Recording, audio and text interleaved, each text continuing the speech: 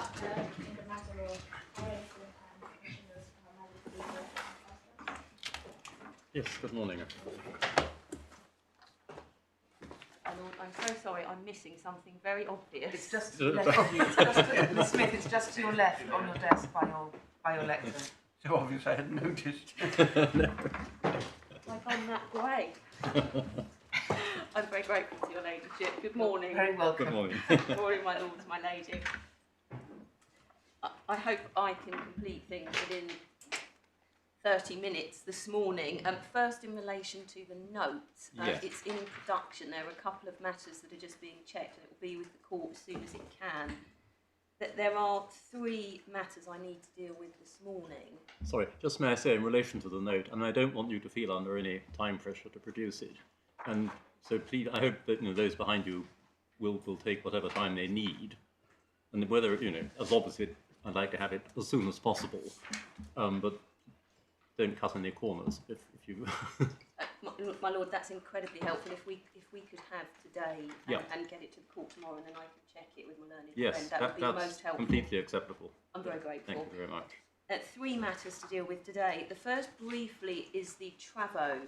My Lord Justice Lewis asked about this, and I've agreed with my learned friend that we would hand up in a slim file bits from the Travo. They're obviously vast. Not so slim, but anyway.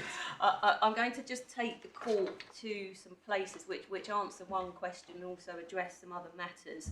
Then I'll deal with my grounds 2 and 3, and then finally there were some mock-up points left over from some things yesterday. Thank you. So in terms of the Travo, the court should have this slim file. There are 2 bits to this. The first bit is 883/2004, and the second bit is for... Yes, the second bit is for 987. Procedure, yes, I see. That we've tried to pick out the key bits. So what the court has beginning at page 1 is the Commission's proposal.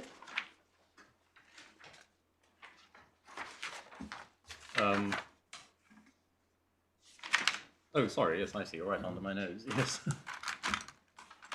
So that's the Commission's proposal, and on page 4 of the large pagination, the court will see there's a sidelined passage, which I'll leave the court to read at its leisure. The point that I would make here specifically is the heading is simplification, and then just above the bottom hole punch on page 4, it says there are 3 major changes which will lead to new rights and new obligations. Yes. And the point I would make there is that nothing is said about changing the system for family benefits. Yeah. Then over the page 7, the Commission says at the top, the bedrock is the principle of equality, assimilation of the facts, aggregation of periods, retention of rights. Now, the court will recall that similarly 1408/71 has recitals about retention of rights, which are materially different. The key point here, just above the bottom hole punch, retention of rights. Sorry, I can't. Where are we? Page 7 of the big page numbers under you. retention of rights. It says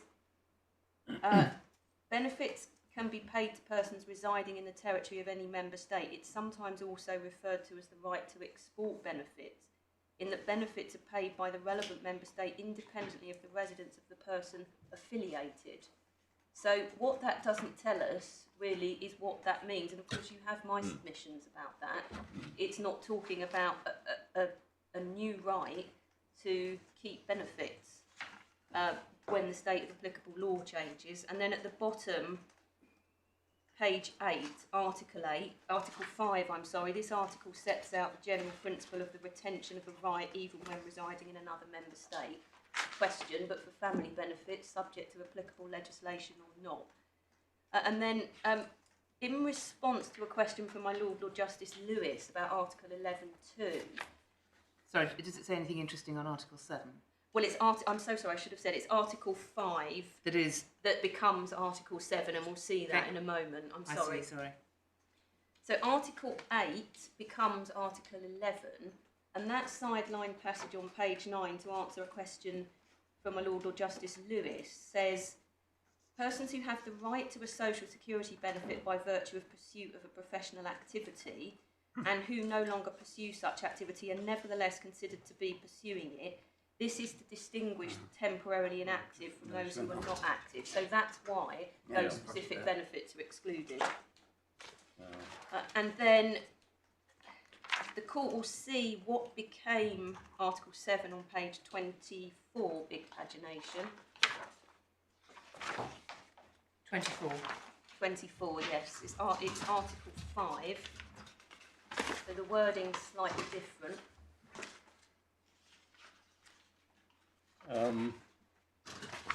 So sorry, what are we looking at here? This is still in the Commission proposal. So this is a draft, is it? It's a draft, yes. So what happens is the Commission makes its proposal, and we've seen the explanatory memorandum. This is its starting text. So what becomes Article 7 is Article 5 at this stage. Yes, I'm sorry, I've got it, yeah. Sideline, page 24. And the court will see that the wording is slightly different, and we can find out why in a moment.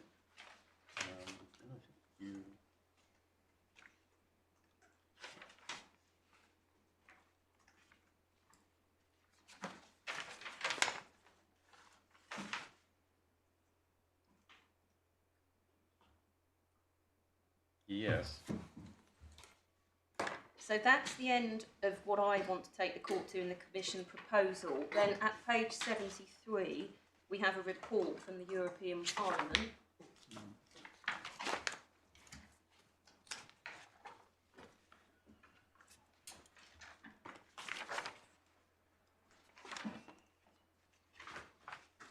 So if the court has that at page 73 and then turns to page 81,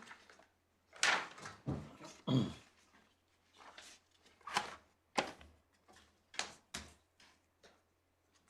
this is Parliament proposing amendments, and the court will see Amendment 8 sidelined there, Article 5. We get the language as it is now, so that's proposed by the Parliament. But the court will see the justification for that change is simply to clarify the scope to include members of the family who have the right to benefit. So it's not a substantive change. And then the next document I wanted to take the court to. Sorry, Yep. is the. Sorry. I'm sorry, I'm going too fast. So there's the family member change. What about the first change? Save as otherwise provided in this regulation. We'll see in a moment that that's really just Commission accepts, that's fine, because it just tidies up the drafting. What, cash benefits payable instead of benefits due, or whatever it was. You have the text on the left, do you? And then you have the amendment on the right. That's right, yes. Oh, I see. That's looking back, yes.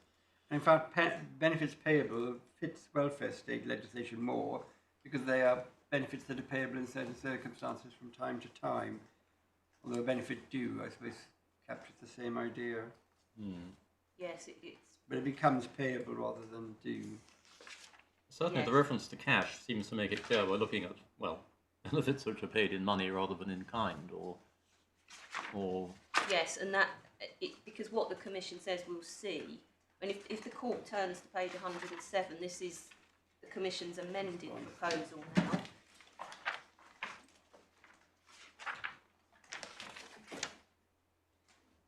And they're on page 109, 214, sidelined. One page 109. 109. Thank you. So so there's a proposal, a report, an amended proposal. Yes, a lot more than that as well in between, Of course. but these are the key documents for present purposes in any event. So it's paragraph 2.1.4. yes. There's a heading amendment 6 to 8, etc., and that was amendment 8. And Yeah. it says these amendments make the Commission's proposal clearer and more precise. They are therefore acceptable to the Commission. That's very helpful. And then one final document,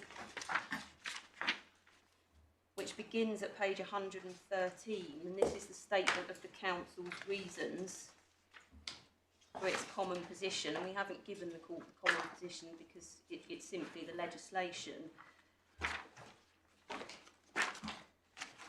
Could I just invite the court to look at page 115, the sideline passage there?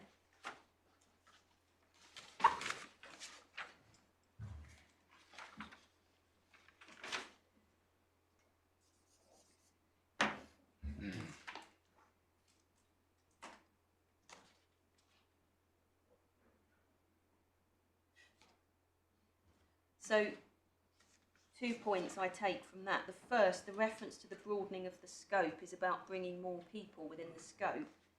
The second point in my submission supports my case in that the council certainly don't think there's any major change going on here. What they say is that key principles of 1408, such as the assimilation of facts, the aggregation of periods and the exportability of benefits have been maintained while being given improved visibility.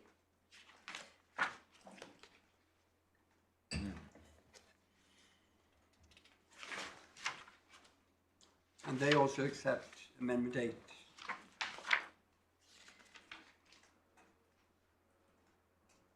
Yes, it says in the background, yes, under 2 on Yes. page 117, Yeah. just by the top hole punch.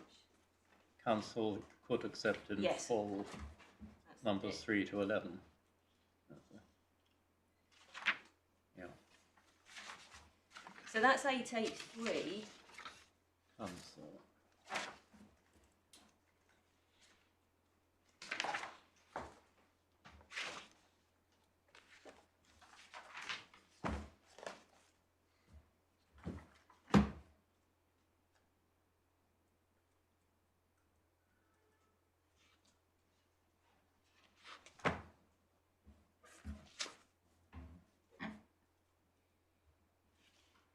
Yes. So sorry, then we move on to the... The next tab is just a couple of the relevant documents in relation to the implementing regulation. So what became 987/2009. Yes. And this, I've simply pulled out what's relevant to what became Article 59. So the court again has the proposal, first of all,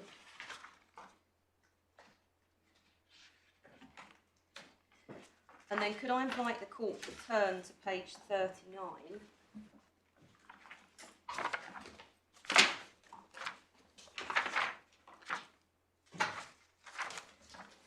And this becomes Article 59. Yeah, so it's Article 58 becomes Article 59, and the Commission's language, the court will see, doesn't refer to competence, it just refers to if a person has been subject successively to the legislation of 2 member states over a calendar month. So as this starts, this is all about applicable legislation. And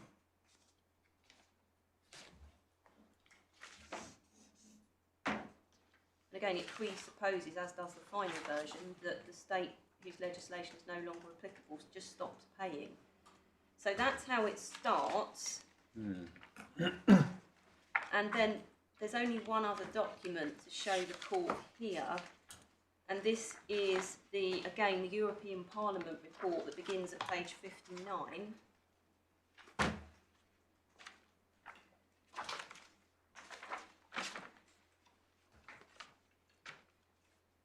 So the relevant page here, it begins at page 59, the relevant page is 132. I'm sorry, 131.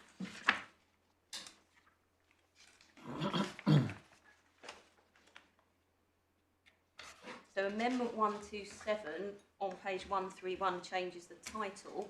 So rather than subject successively to the legislation of, we see the language of applicable legislation and or the competence. And then we see the wording as it finally appears.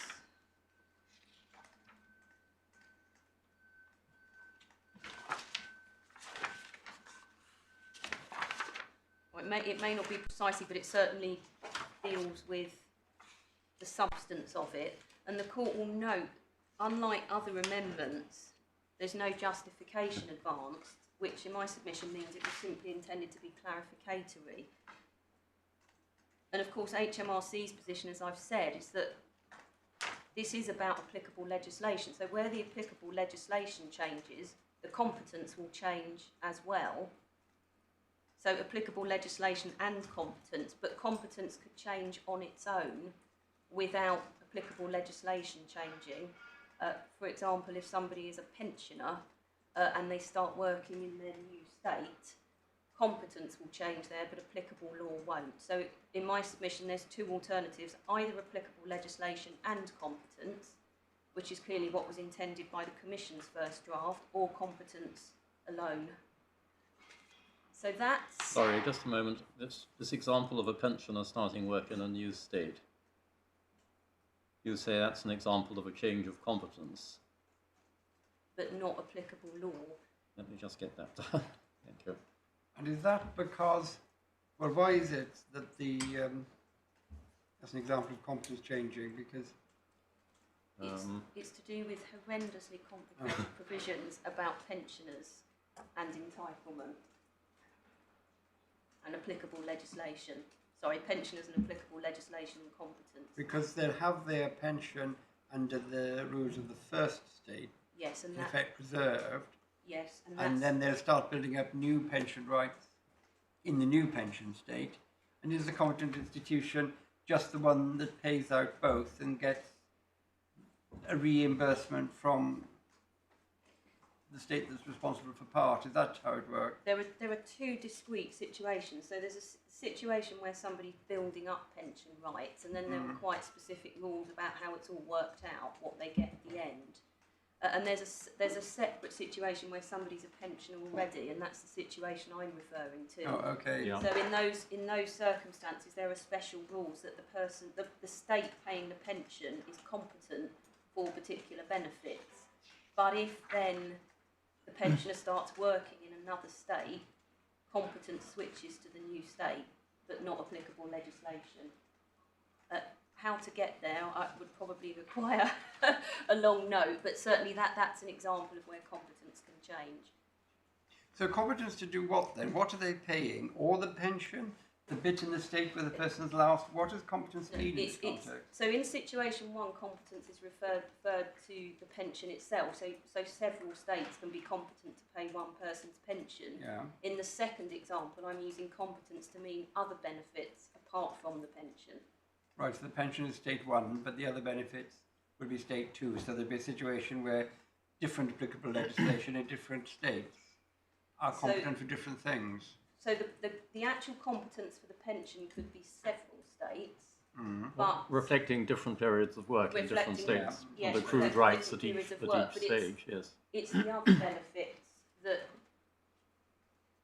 other benefits that there would be a change of competence. And of course, this is a provision about family benefits. So it's a bit complicated.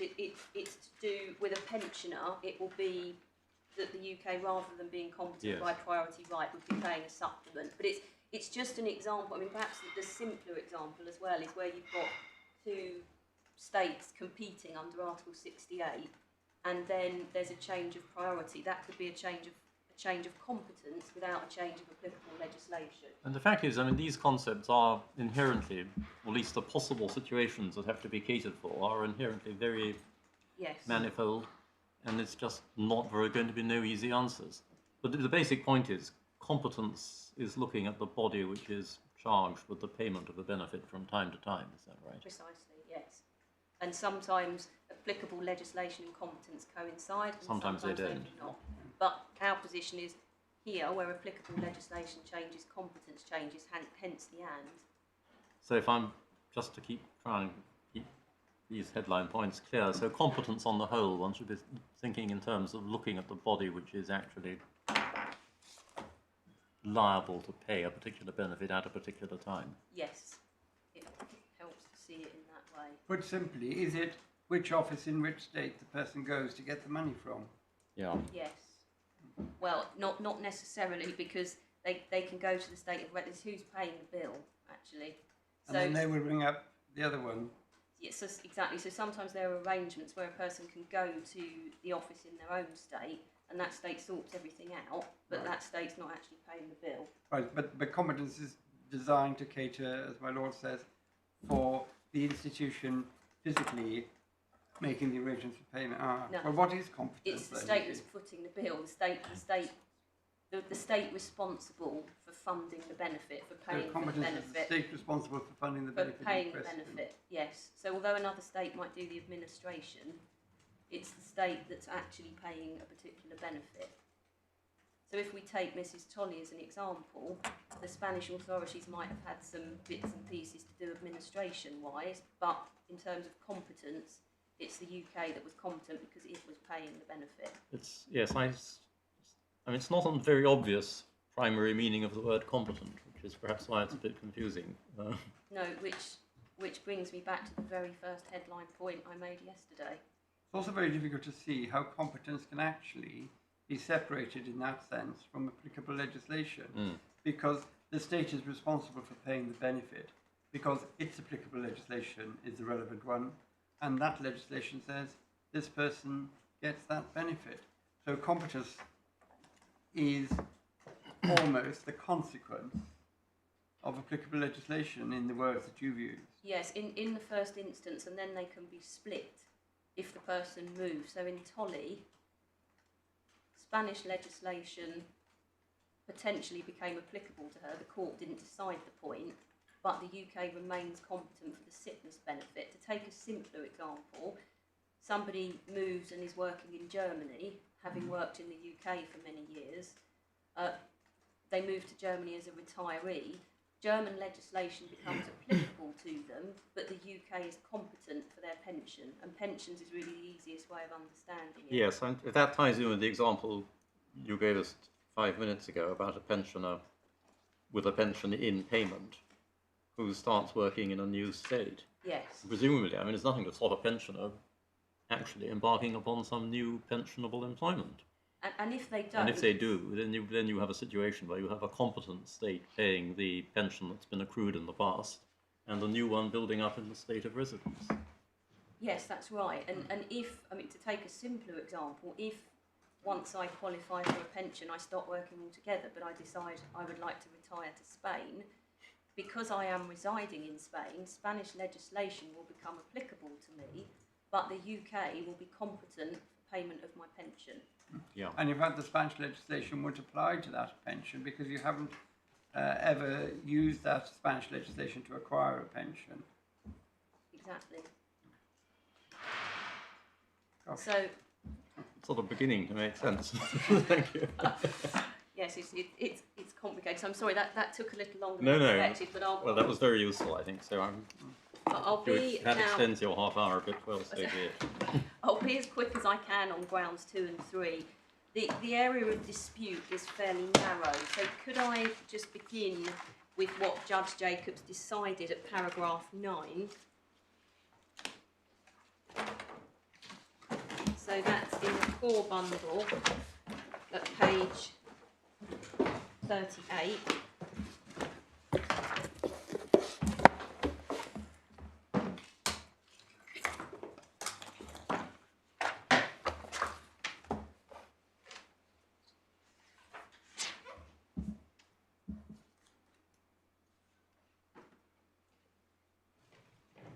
So what Judge Jacobs essentially decides, he addresses in paragraph 9, Article 68, he says, the priority rules only apply if there are overlapping awards. So in other words, something's got to be in payment. Yeah. And we submit that's wrong. In fact, what the case law shows is that Article 68 will be engaged if all the conditions are met under domestic law. And that will include the making of a claim, but only if domestic law requires that. So there are 3 authorities which establish that proposition. The first is... So could you just repeat that, please? Yes. So our primary case is that Article 68 will be engaged if all the conditions are met under domestic law, and that will include the making of a claim if domestic law requires that. But Judge Jacobs is wrong to say that what's necessary is an award.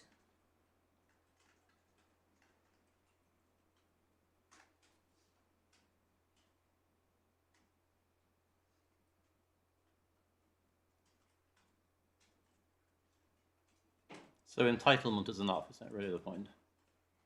And qualification. But yes, provided that if you've made it, you've made a claim if domestic law requires that. I accept that's what the case law says. Entitlement plus claim of a requirement. Yeah. Yes. So, of course, this is my fallback submission. We don't need to get here if I'm right on applicable legislation, ground one. So, Schwemmer is one of the cases that Judge Jacobs refers to. It's in the authorities bundle at tab 11.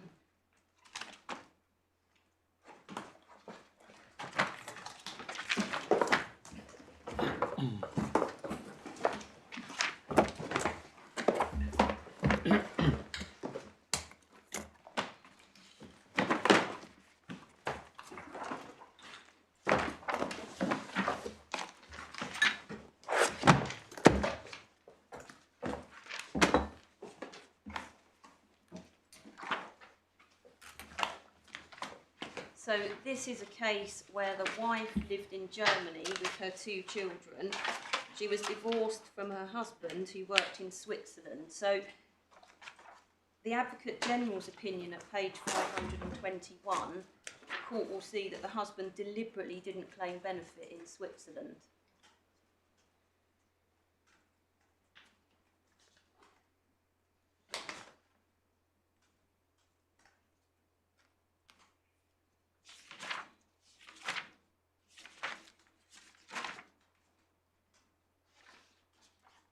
And then what did... Sorry, where do we see that? It's paragraph 3, page 521 of the authority bundle. Intentionally refrains. Yes, intentionally refrains.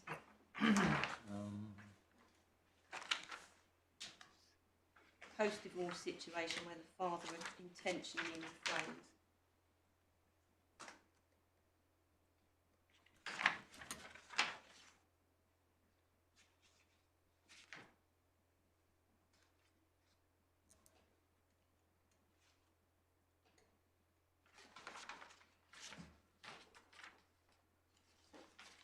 I mean, the reference there to the competent state of employment, in your terminology, it should really be a reference to the state of the applicable legislation. Yes, and as I say, often they coincide, and we Yes. submit for family benefits, they do always coincide, other than that short period. And then paragraph 20 of the Advocate General's opinion at the bottom on page 526. This is important because it's what domestic law provided. I'm so sorry, which paragraph again? It's page 526, paragraph 20. To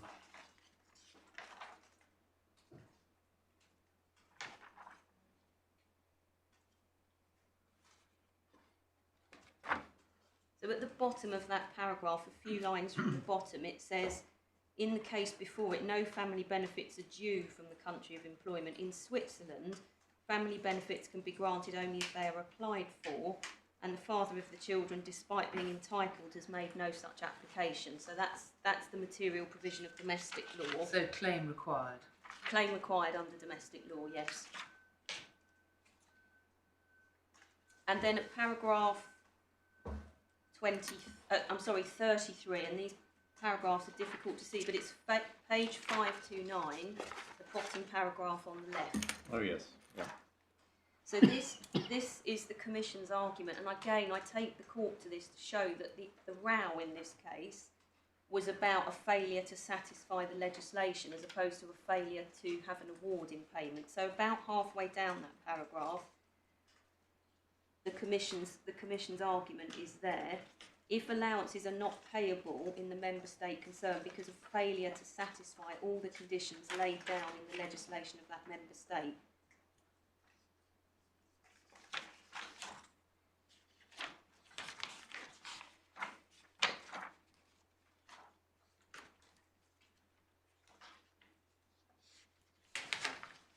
Does the upper tribunal judge go so far as to say an award is necessary? he does in his language in Well, show that the claimant had applied for, let alone been awarded such a benefit. yes, it's a short The priority rules only apply if there are overlapping awards. awards. I yes. see. Thank you. So we can now turn to the judgment, and the facts for the court to know are at page 551.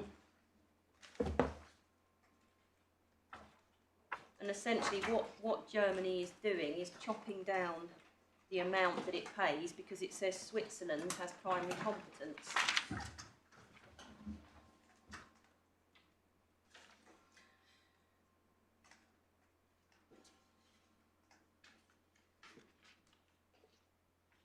Sorry, where on page 551? That is at the bottom of 551, the bottom paragraph. I have clearer copies of the judgment here with visible paragraph That's fine. numbers. And this is paragraph number 20. That will be 24 by decision of 21st of March 2006.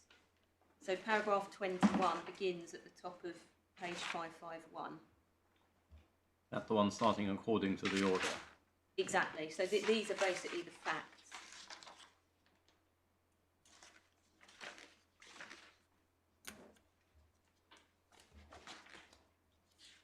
And then the question is captured in paragraph 28 of the judgment, which is the middle paragraph on page 553.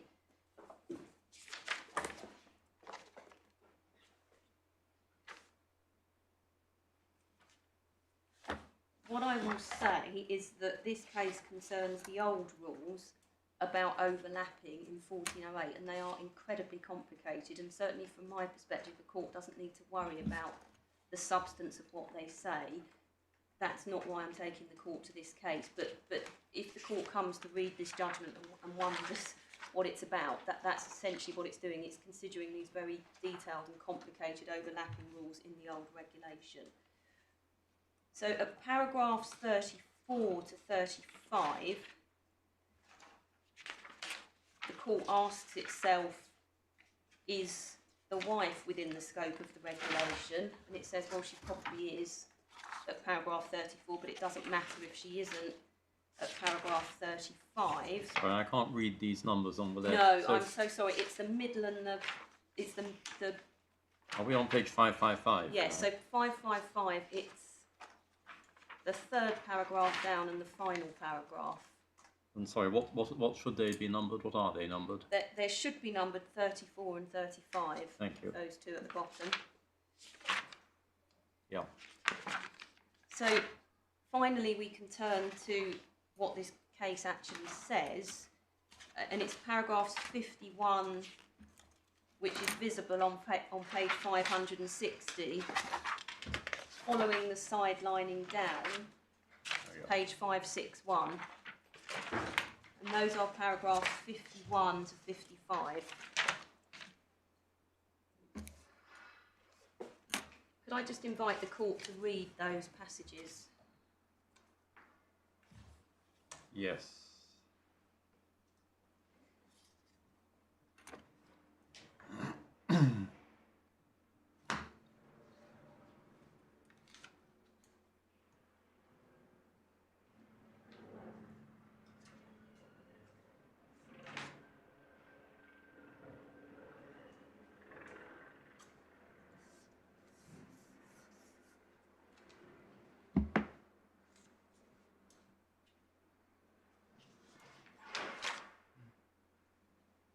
Yeah, so paragraph 53 Exactly.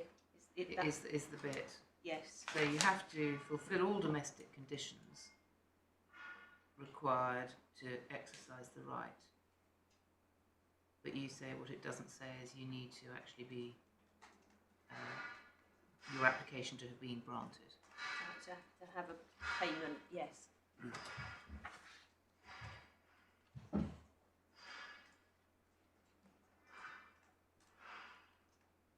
Or to put it another way, you've got to be in a position to obtain an actual award. You don't actually have to have taken the step of getting it. Yes. Is that right? Well, you need to have qualified. You need to qualify. Whether or not the money's been paid is irrelevant. You need to have qualified under the relevant domestic rules. Yes. And if it is a necessary requirement of qualification to make an application, then you haven't qualified if you haven't made an application. Yes. If you don't have such a requirement, then you will qualify. That's your That's case. it, yes, which is why we would describe that as entitlement, but it's semantics. The principle is here. Yeah. Yes. And we don't know the position in Spain.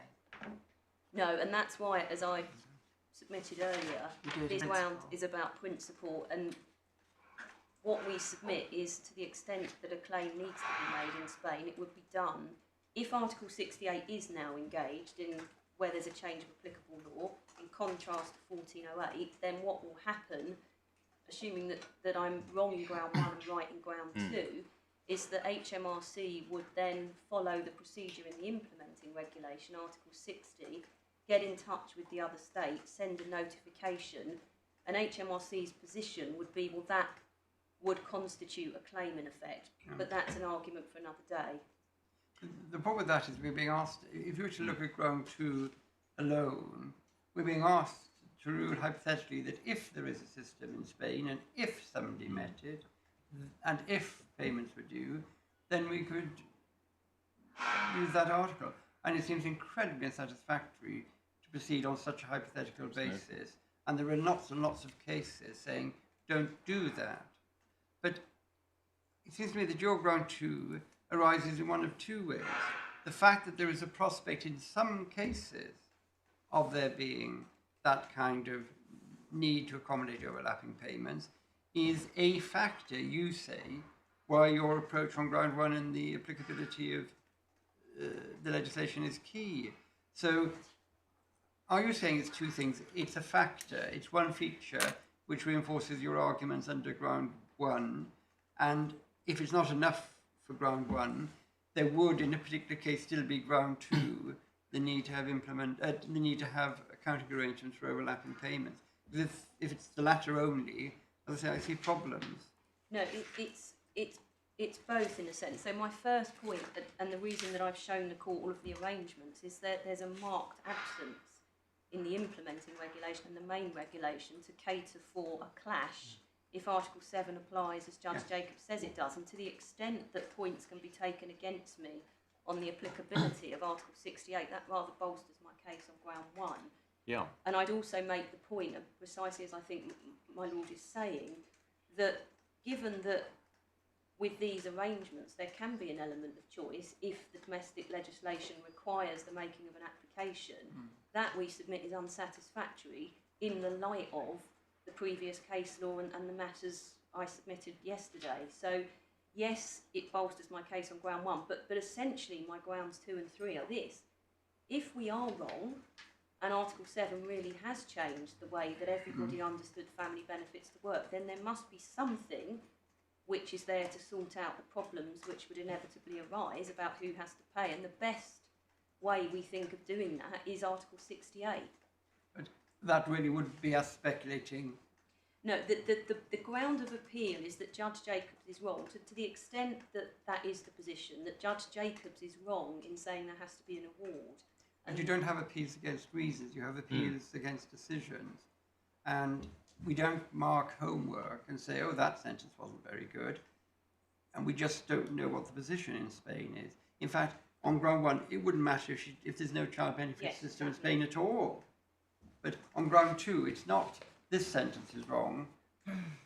Tell him not to say it again. Yes. Was the decision wrong? And you can't say he's wrong unless you can show us Well, I can say he's the Spanish legislation. I can certainly say he's misstated the law in that he says there has to be an award, and in my submission that does not properly reflect the case law, but I accept that there's little more that can be done. But at the moment, if this court finds that my ground 1 fails, what will then, the case law that there will be is that, yes, Article 68 could apply, but only where there's an award, and we would need to then come back to this court if other upper tribunal judges follow Judge Jacobs. Yeah. So it's simply to invite the court to set out what this case law says. I think I can take it no further than that. But of course, my primary ground is ground 1. That was the ground I needed permission to advance. But this was as I recall, raised at the last hearing. But of course, I didn't need permission to advance ground 2 because. Yes. But I entirely accept what your lordship says. I mean, the irony is you're never going to recover the money for this respondent because you promised not to. And we don't know whether or not there will be anything to recover anyway. But nonetheless, you'd like us to say, but we don't like bits of this decision, there's one bit there that's open to misinterpretation, and the question is whether that would be an appropriate reason for. I'm bound to say I'm very much echo what my lord is saying about that. I mean, it's not normally sensible and can be positively dangerous for a court to embark upon giving guidance on areas where there's no proper foundation of fact for them, particularly in an area as very complicated as this. Yes, well, I mean, anything we said would be obiter, and I mean, assuming we were with you on ground one, and it would just be hostage to fortune, I think. well, if the court is with me on ground one, my clients aren't concerned about ground If we're two. not, you would still press on us ground two. I would invite the court to set out, but I entirely hear what the court says. Yeah. The court has the judgment of the previous court, and we did discuss this issue on that occasion, but of course my primary ground is ground one. So that's why I take this briefly. And of course we take your point that you are relying on grounds 2 and 3 for the support they provide for your ground one. I mean, there's no problem in that as a matter of analysis. Yes, and certainly our position was the key ground is ground one, but really for the whole thing to make sense, we have to say, well, it's also wrong in these respects. Well, I know, but this isn't a seminar, you know. Although sometimes I'm sure it's felt like one. It may feel like it, but yes, we have to remember what we're here to do, yes. which is to decide the appeal. Yes, there's probably nothing I could add to what I've said on that. So with that in mind, could I just then, for the court to note, just invite the court to note that the other case mentioned by Judge Jacobs is at tab 15, and that is Tchaikovsky. And just to note, we don't need to get into the detail of this, but just to note, although it isn't an issue in the case, the court applies Schwemmer in the context of an 883 case, and for the court to note, that's paragraphs 32 and 33 of the judgment. It's 326 of the report. I'm sorry, my pagination is different here, but it's paragraphs 32 and 33. Yes, thank you. I found that on page 660 of our bundle. Yes, and then similarly. Sorry, so the point being, it doesn't suggest that Schwemmer is authority for the proposition that an award is required. No, it confirms Schwemmer essentially in the 883 context. And the other authority, again, just for the court's note, is Moser. So when it says merely capable of being due, looking at 32 and 33 at the moment, very, very quickly, not having looked at it before, it sounds as if it's the opposite of what you've just said. As regards applicability, it should be recalled that according to the settled case of the court, for finding that such overlapping is present in a given case, it is not enough for such benefits to be due in the relevant child's member states and to be in parallel merely capable of being due in another member state. I thought that was what you were saying, or it's just a description of Schwemmer. Perhaps I can deal so with it's it. capable of being due if they met the condition, Yes. but not due. That's all it says, is it? Yes, Okay. it's basically saying that Schwemmer applies in the context of 883, And all this is governed by the not enough, isn't it? It's not enough. The benefit is to be due in the state of residence and merely capable of being due in another member state. Yeah.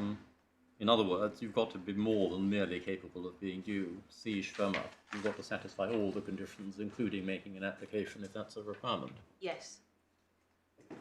Um, So for the court's note, the final case on this is at tab 19. It's Moser. Again, we don't need to look at the facts. Paragraph 44, page 792 of the bundle.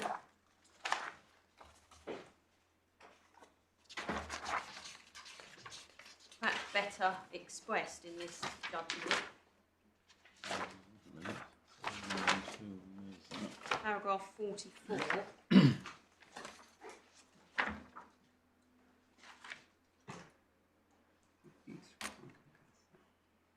So the court says where all the other conditions for the grant of those benefits laid down by national law are met. So it's not about awards, it's about that.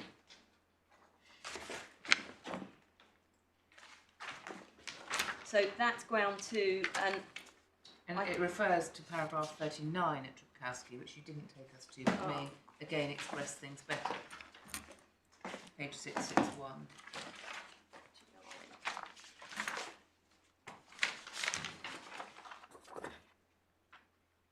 Yes.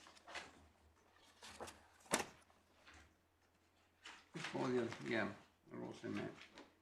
That's then getting into the more complicated issue that was in this case, but I accept, yes, it's the same language as in Moser.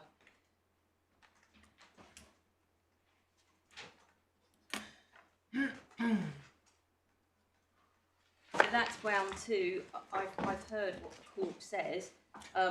Nonetheless, in substance, this is an academic appeal and accepted to be one. So I do invite the court to address it, and that's my submissions on ground two. And then ground three, there is no authority that I can show the court in relation to Article 10 of 883, but I'll take the court to it. It's just the general provision on overlapping.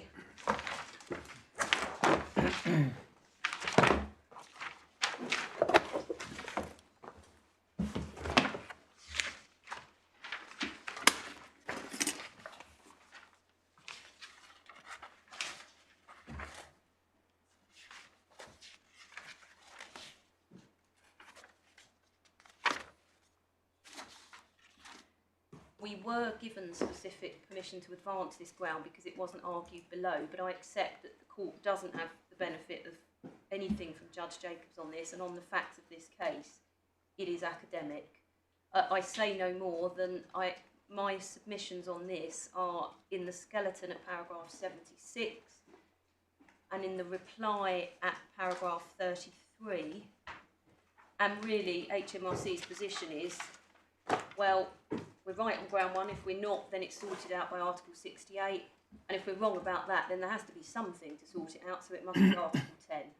That's it in a nutshell, but I accept that there's little that this court... But would Article 10, why can't you satisfy Article 10 by saying, well, you don't have the Spanish one, you'll have the one that you started with? Yes, well, yes, it may be that the approach is the same as Article 68. We would submit that if it goes wrong under Article 68, there's still Article 68, Article 10 available, I'm sorry. But all Article 10 says you can't have two benefits for this of the same kind for one period. But it doesn't tell you which one you have, the first one or the second one. Yes. Yes. And it's just really laying down a very high-level general principle that Yes. at any one time Yes. you shouldn't have more than one benefit, which doesn't Yes. rule out the possibility of one benefit effectively being quantified by reference, by topping up some other benefit or something of that kind. But you can't do better than the best one to which you're concurrently available, to which you're currently entitled. There we are. Like That's ground three. It's very much a fallback position, and it may be that has to be dealt with in another case. Well, so those are the yes. end of my submissions. I did have a couple of mop-up points. So my Lord Justice Lewis asked yesterday, how does one deal with overpayments? Article 72 of the implementing regulation.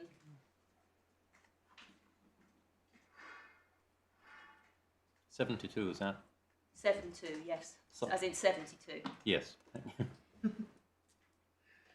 In terms of the question about Article 11.2, we addressed that by looking at the Travo. There is just a point I should make in clarification. I explained yesterday that contributory ESA is one of the benefits for the UK's purposes that falls within Article 11.2. Just to clarify, it's complicated. That's only for the first year. After the first year, it becomes an invalidity benefit. So I've just been asked to make that clear. I'm not sure it will trouble the court, but it's important that the court has the full picture. So that's that. And Sorry, I'm losing track of these acronyms. What's ESA? It's employment and support allowance. It's the one that's in the first sentence of 11.2 and isn't excluded by the rest of it, but only for a year. I think that's a complication I can live without, probably. Yeah. It doesn't affect anything. Yes. Thank you. And then finally, in terms of TOLI, just for the court's note, the history of it is in the supplementary bundle at 94. It's addressed in the application by the Secretary of State to intervene, and there's also discussion of the background to the concession that the Secretary of State made in the case of Conavod, which the court's note is at tab 21. Again, I've been asked just to correct one thing I said yesterday by those instructing me, the Secretary of State, which is this. I said for sickness benefits, the Secretary of State accepts that Article 7 permits export, but where there is a change of applicable law by reason of work, the Secretary of State does not accept that, but it's untested in litigation. Yeah. Sorry, you said yesterday for sickness benefit, Article 7. Yes, and Sorry, now Article 7 does what? so the Secretary of State for Work and Pensions accepts Article 7 as the basis for permitting somebody to continue receiving a sickness benefit despite a change of applicable law. And I've made my submissions about why there's a difference in approach. And the background to that concession are dealt with in the Secretary of State's application to intervene. So sorry, what is the qualification to that which your clients want us to note? Just that if there is a change of applicable law by reason of work, so in Mrs. Tolley's case, but under 883 if she'd started working, that the position would be different, but that is untested in litigation, and just again a clarificatory point that I've been asked to make rather than something this court needs to decide.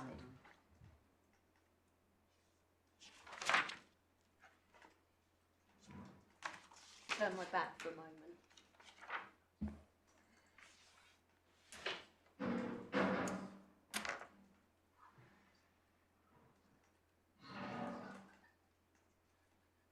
Yes. One last point. Again, a clarificatory point on Article 68. Yesterday, we were talking about residence-type benefits and benefits being paid on the basis of residence. To be clear, although domestically our benefit requires residence, if somebody comes here and is working and they are receiving child benefit, HMRC, for the purposes of Article 68, would treat that as being a benefit payable on the basis of work, rather than a benefit payable on the basis of residence. And that's to address a question that my Lord Justice Lewis raised yesterday. Again, I've just been asked to make that clarification.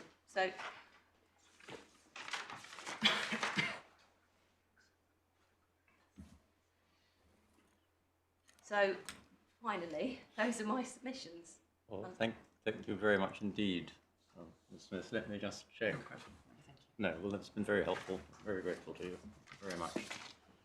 So, yes, Mr. Apostasi, sorry we've kept you waiting a little longer than you might have been hoping.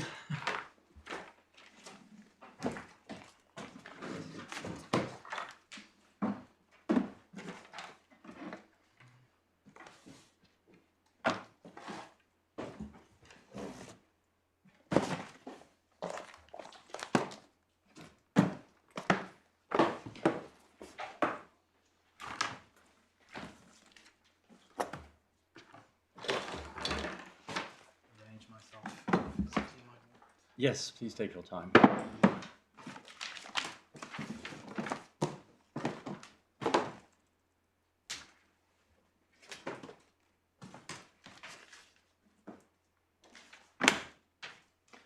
May it please your lordships, your ladyship.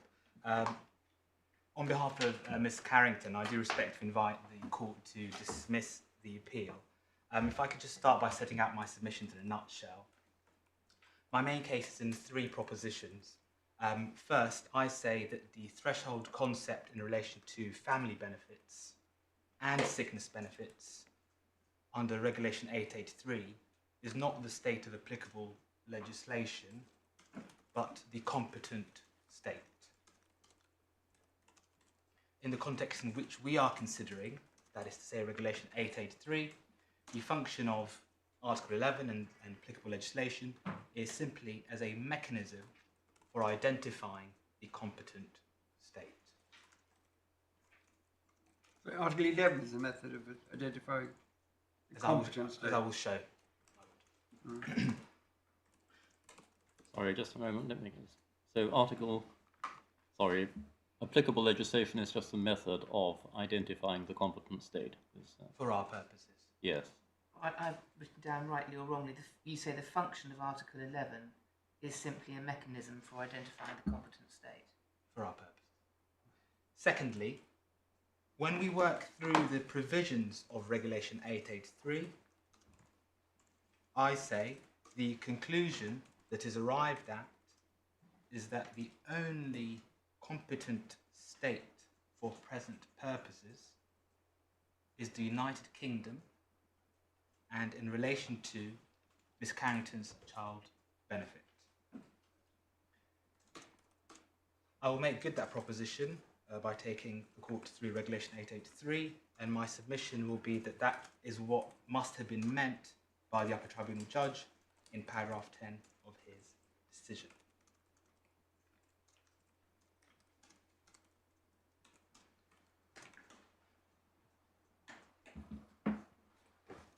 Thirdly, there is express provision in Regulation 883 for Miss Carrington's retention of her child benefit on her move to Spain. In Article 7, I say quite clearly, but also, as I shall show, in Article 67 also.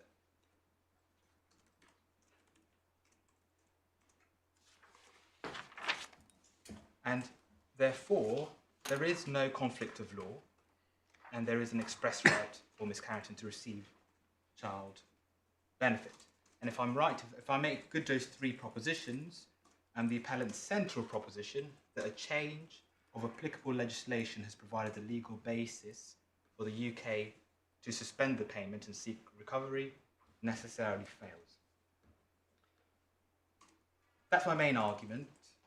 However, even if I'm wrong about that,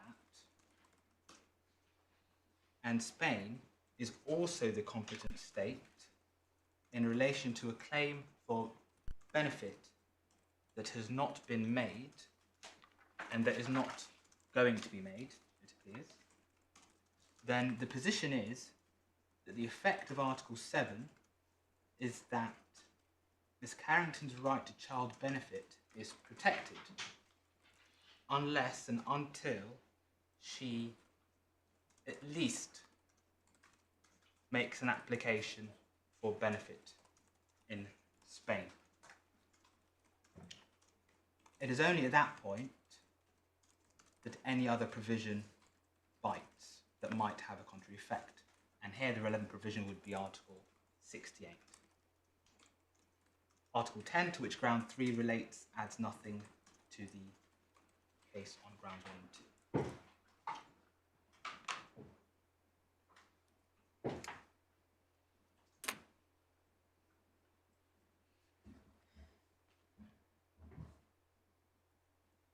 My lord, my lady, that's where I'm going. In terms of the structure of my submissions, there have been 5 parts. I'll have first some very short introductory submissions on general principles and approach.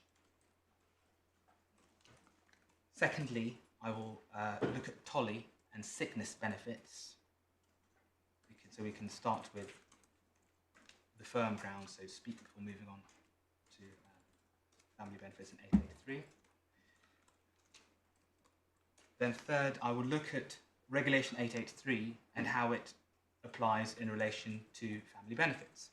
And where I will end up, and the reason why I'm going to take the court to TOLI first, is that Regulation 883 quite clearly seeks to treat sickness benefits, such as DLA care component, and family benefits, such as child benefit, alike, and allows for retention of acquired rights.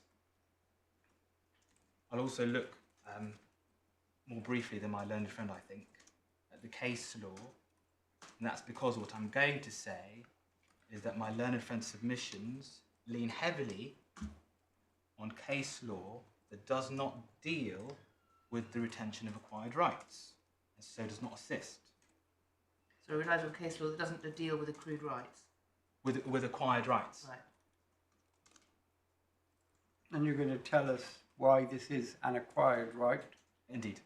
and what the magic of that phrase is, rather than another magic phrase, payment of benefits as and when they fall due. I shall strive to avoid the use of any technical terminology and probably fail. It's labels I object to, don't No, mind no, technical that's- terminology. It's the use of labels as a self-serving answer, as what I kept saying to Ms Smith yesterday. Well, as I hope, what I hope to do is to ground my submissions very firmly in the provisions of Regulation 883. So that's 1, 2, 3, and then fourth I will deal with the conflict provisions being Article 68 and the case law on this point about whether the benefits need to be actually paid or an application made. Schwimmer, indeed. And then fifth, and really by way of summary, I will set out brief submissions on each ground, but the arguments will already have been made by that point. So if I could start with the first of those, general principles and the approach, please. In terms of the overarching principles, there's very little, actually, between the parties. In terms of the key principles outlined by my learned friend, I'm certainly in agreement that the scheme is one for coordination and not harmonisation, albeit that is subject to provision for retaining benefits in certain situations where, based on domestic law, one would fall out of entitlement. A second principle, one applicable legislation is a key feature of the scheme. That's agreed. Third, and the scheme doesn't guarantee that a move will be cost neutral. It's also not in dispute, as I understand it, that the aim of the rules is to guarantee freedom of movement, that freedom of movement can be exercised effectively, and to maintain equality of treatment under different national legislation. Obviously, the issue is going to be the nuts and bolts. On the recitals, I would simply make 2 points additional to my learned friend.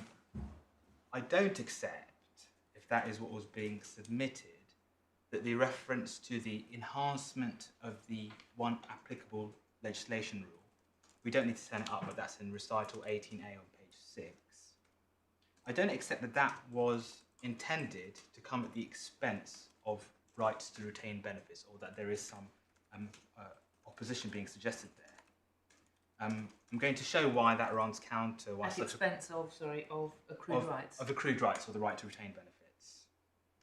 I'm going to come on to the actual provisions of 883, but the point is that that intention, that is to say, enhancing the one applicable legislation rule, is more obviously attributable to other features of Regulation 883. For example, the fact that it removes the restriction of scope that was in 1408 to employed persons. So it expands the scope of the regime. On the recitals and what they say about family benefits, I say really the key point there is that recital 34, we don't need to turn it up, says that it's necessary to regulate all such benefits. And what that indicates, I say, to the extent that such matters are going to assist, is that the intention is to bring family benefits very much into the heart of the regulation 883. That's in terms of general principles.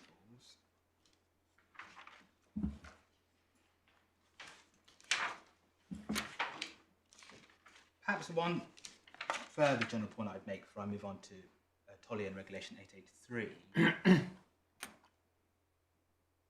I would say that as something of a guard against excessive abstraction in these issues, it's very important to focus on what the practical purpose of the regulation is, 1408 and 883. And that practical purpose is to ensure that where a person wishes to seek a benefit, both that person and, more importantly, the member state understand from whom that benefit is to be sought. It's providing an answer to a practical question: which institution is responsible for this particular form of assistance? That's the way the conflict of law mechanism works. It might seem like a trite point at this point, but hopefully it'll come into focus as I go through the regulation. Right, so that's the introductory part. So moving on to TOLI and sickness benefits. Now, there were some questions at the beginning of yesterday from the bench about the categorisation of child benefit and DLA in domestic law. I'm just going to say, by way of background, that in my submission, the approach the court should take is that while that might be useful, such points may be useful by way of background, in this context, that's all has to give way to the taxonomy of the regulation. So if the court ultimately finds or agrees with what I'm going to say, which is that the regulation treats sickness benefits and family benefits in materially the same way, then that, I say, should be decisive. TOLI is at tab 17, I believe.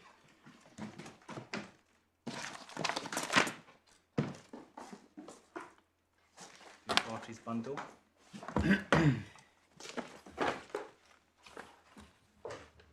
Can I just perhaps start by saying what propositions I'm going to take from it? First proposition I'm going to take from it. One of the functions of the concept of the competent state is to give effect to the retention of rights acquired under the legislation of Member State A after the applicable legislation has changed to that of Member State B. Sorry, to give effect to the retention of rights acquired under State A after the applicable laws changed. To State B. Again, I'm sorry to be difficult, but that presupposes the answer. You were saying there's a right, because you qualify when the child is born, thereafter until it's 16 you have a right and it's retained. But that's one way of looking at the legislation. It may be that there is a system of benefits for children which will start when they're 0 and continue until they're 16, and it's not a right that accrues once and forever like a pension. It's a benefit payable over time. And then the fact that the applicable legislation changes tells you, now the child is 6 and he's gone to Hungary or Spain, does he continue to have a right to child benefit? You're building into your analysis an assumption that there's got to be a protection. Because he's claimed it once, it can be claimed until he's 16.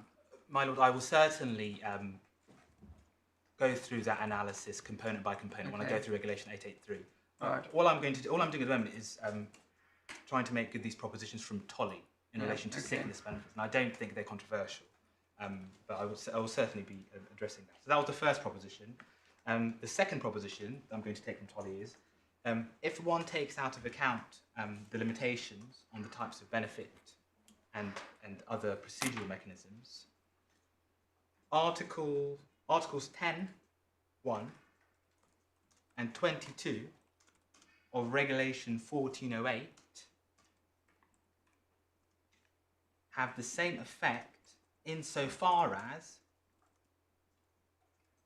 they allow for the retention of rights acquired under legislation that is no longer applicable.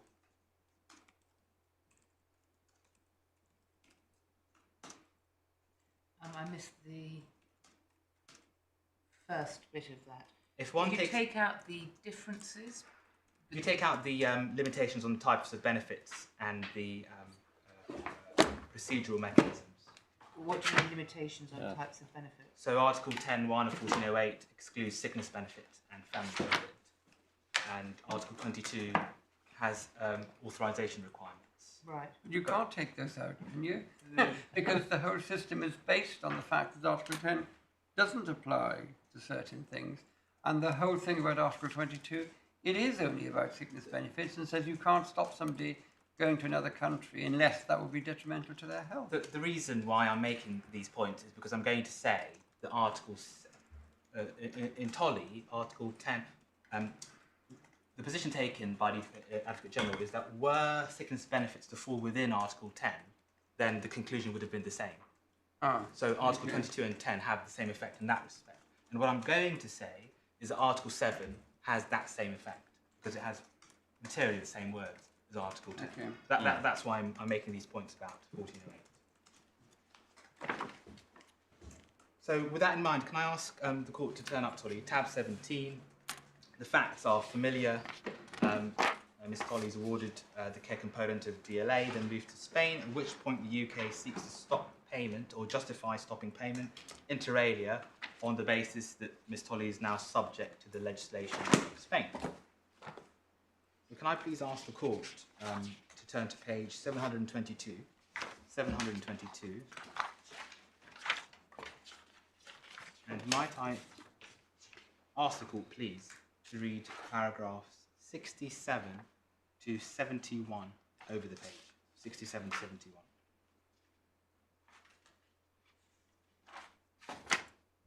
Yes, we'll do that.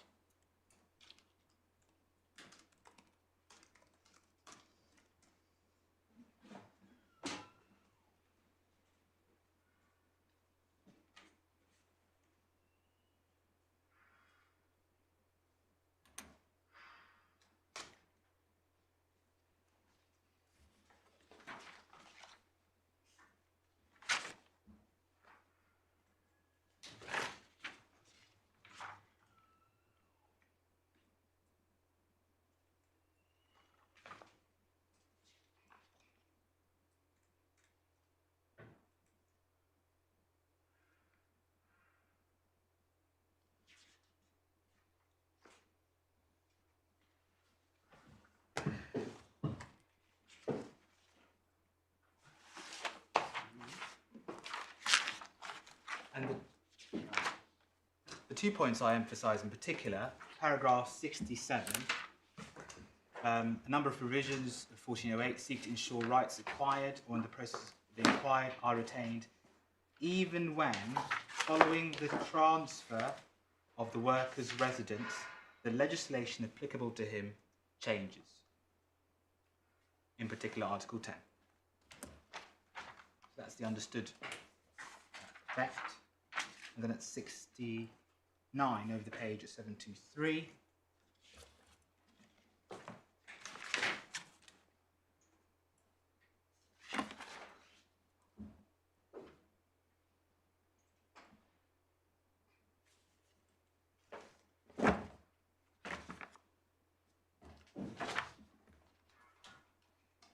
What the Advocate General there says is that Regulation 883 in the savings provision 11.3e expressly provides that the conflict rule which it lays down is without prejudice to other provisions guaranteeing benefits under the legislation of one or more other member states. And that's a hint of something that I'm going to show you, which is the Advocate General's view that Article 7 is essentially has materially the same effect as Article 10, albeit for a broader class. What is this? This is a section starting 58 on the determination of the applicable law. Is it? It's indeed. Right. And this is the concept of legislation within the meaning of Article 13.2f. This is all to do with whether or not It's to do with the UK conflict state. law had ceased to be applicable to her, is it? Because she'd stopped working and become... No, the court's conclusions I'm going to show the court in just a moment is that it actually didn't matter whose legislation applied to Miss Dolly at the time, because it goes through the concept of the competent state. If I might just take... I'm sorry, I'm getting confused, which is my fault. Paragraph 67 is obviously referring to Article 10, 19 and 22 of 1408. Indeed. Can you just, off the top of your head, and don't worry if you can't, give me what are the referable articles in 883? 883, 19 is a different article, but Yep. 22, 1b and 10 are now found in Article 7, I say. So Article... Because looking at this as a whole, 67 says there are a number of provisions that seek to ensure the rights acquired or in the process of being acquired are retained. Article 10, 19 and 22, and those apply to specific categories of benefits and wouldn't include family benefits. No, they wouldn't. You go over to 68 and it says a worker may therefore be insured under the social security scheme of one member state while receiving from another member state a benefit determined on the basis of the rights which he has previously acquired in that member state. That is a statement of the universe following the fact that there are some benefits which are payable in one state or by one state, even though you move to another state. Yes. But the reason why the Advocate General is using these factors is his conclusion at 70. Having regard to those factors, I consider that the legislation of a member state ceases to be applicable to a worker within the meaning of 13.2f, where the worker is no longer insured under the social security scheme of that member state, irrespective of whether he retains rights acquired in the process of being acquired. It doesn't seem to be saying anything about the situation would have been different from other, in relation to other benefits. No, he's not. So we can't draw any inference from those paragraphs about the scope of Article 7 in the new regulation. Not yet, no. Not yet. Not yet. Oh, okay, that's fine. Just to be clear, under 1408, there was the right to retain the benefit when moving. I don't understand that was a right under 1408 that one could retain family benefits while moving abroad. I'll correct myself if I'm wrong about that, but all of this analysis is specific to sickness benefits under 1408. Yeah, can I just look at, we really need to look at Article 13 of the first regulation, because that's what this is all about. And 13 says, the person to whom this regulation applies shall be the subject to the legislation of a single member state. And then you go through various categories, persons employed, and you get to F. And your last category is a person to whom the legislation of a member state ceases to be applicable without the legislation of another member state becoming applicable. Yes. And that's what the Advocate General is trying to do here. Yes. Does that not apply simply because you've got a couple of benefits that fall under particular provisions which you keep? You can still cease to be applicable. I don't propose to wade into that point because the wording of Article 13 has changed in Article 11. The only point I'm taking here is that the Advocate General is separating out retained benefits that have been retained under legislation For A. the purposes of deciding whether that subclause in the old Article 13 is satisfied. Indeed, but that's it. I'm going to be moving on. Okay. To separating retention. out situations of retained benefit, if you like, Indeed. from other situation. Yeah. Can I ask the court to turn to 727, please? Page Hold on. 727. Separating out situations of retained benefit. Yeah. And this is the discussion of competent state. And if I could just ask the court. Yes, I'm so sorry. Where are we now? It's page 727, my lord. 727, thank you. And this is, we're still in the Advocate General's opinion. Yes. If I could please ask the court to simultaneously open up Article 22 of 1408, just so that this makes sense. That's at 189 tab 3. 189 tab 3. We just need to look at that briefly so we can understand this part of the Attorney General's opinion.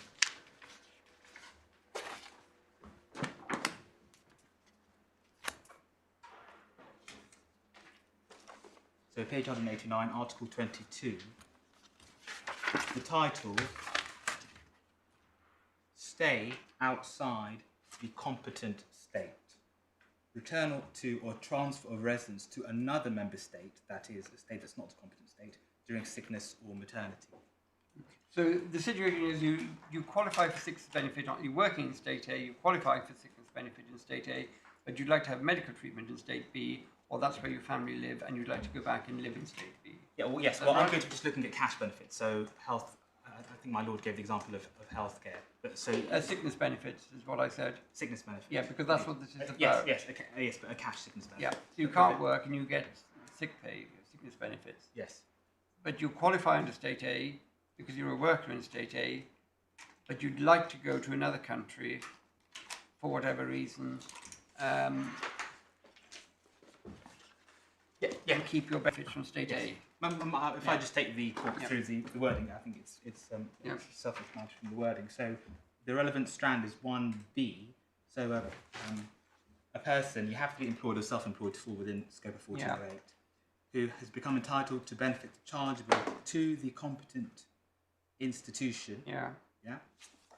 Authorised, there's an authorisation requirement. Relevant parties to transfer his residence to the territory of another member state.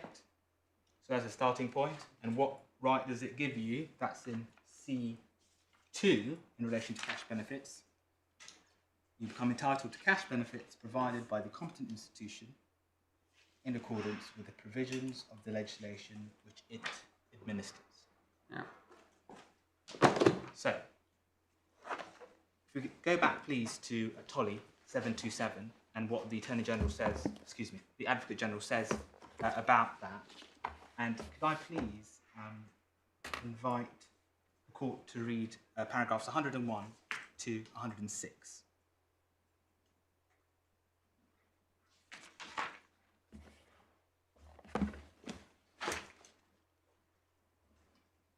Well, you actually have to start at 95, the concept of compensation, an outline of the problem. And at 96, the Advocate General is saying the present question is whether the compensate within the meaning of Article 22(1)(b) means the state whose legislation is applicable after the transfer, or the state under whose legislation entitlement to the sickness benefits was acquired. That's the issue, is it? Right, yeah.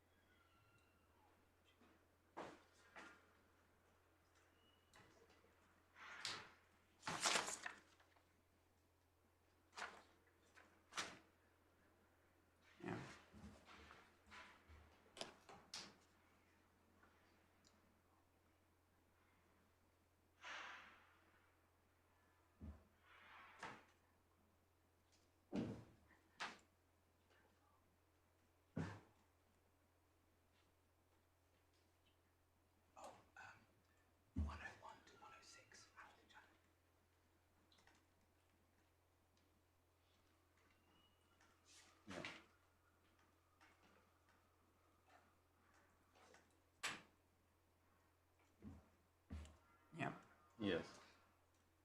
So what the Advocate General is saying is that the competent state is a state whose legislation applies under Title 2, see that 102, at the time of the application for benefit. Yeah, for the purposes of Article 22(1)(b). Indeed, for the purpose of Article 22(1)(b). All I'm doing here, my lords, my lady, is I'm just trying to show what work the concept of competent state is doing. We're going to come to Regulation 883, of course. I'm just trying to show what that concept does.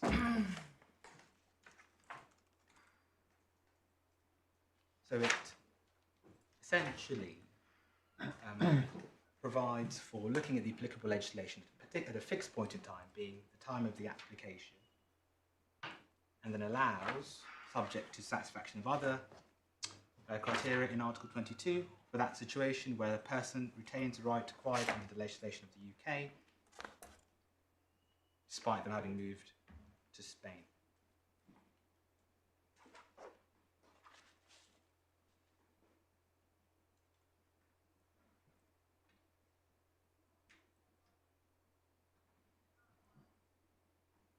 And then we also see that at 106, the Advocate General sees Article 22, it's Article 7 of 883, having a comparable effect to Articles 10 and 22. It's 106. Sorry, I don't think that is what it says. What the Advocate General says,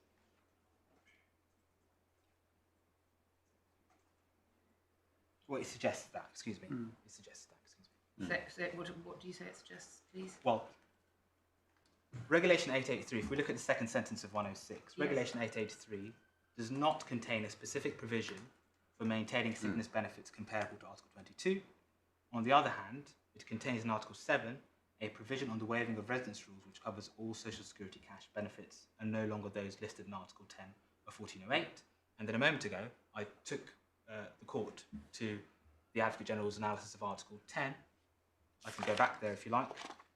And that's one of the provisions that allows rights acquired or in the process of being acquired to be retained, even where there's a change of applicable legislation. So you say...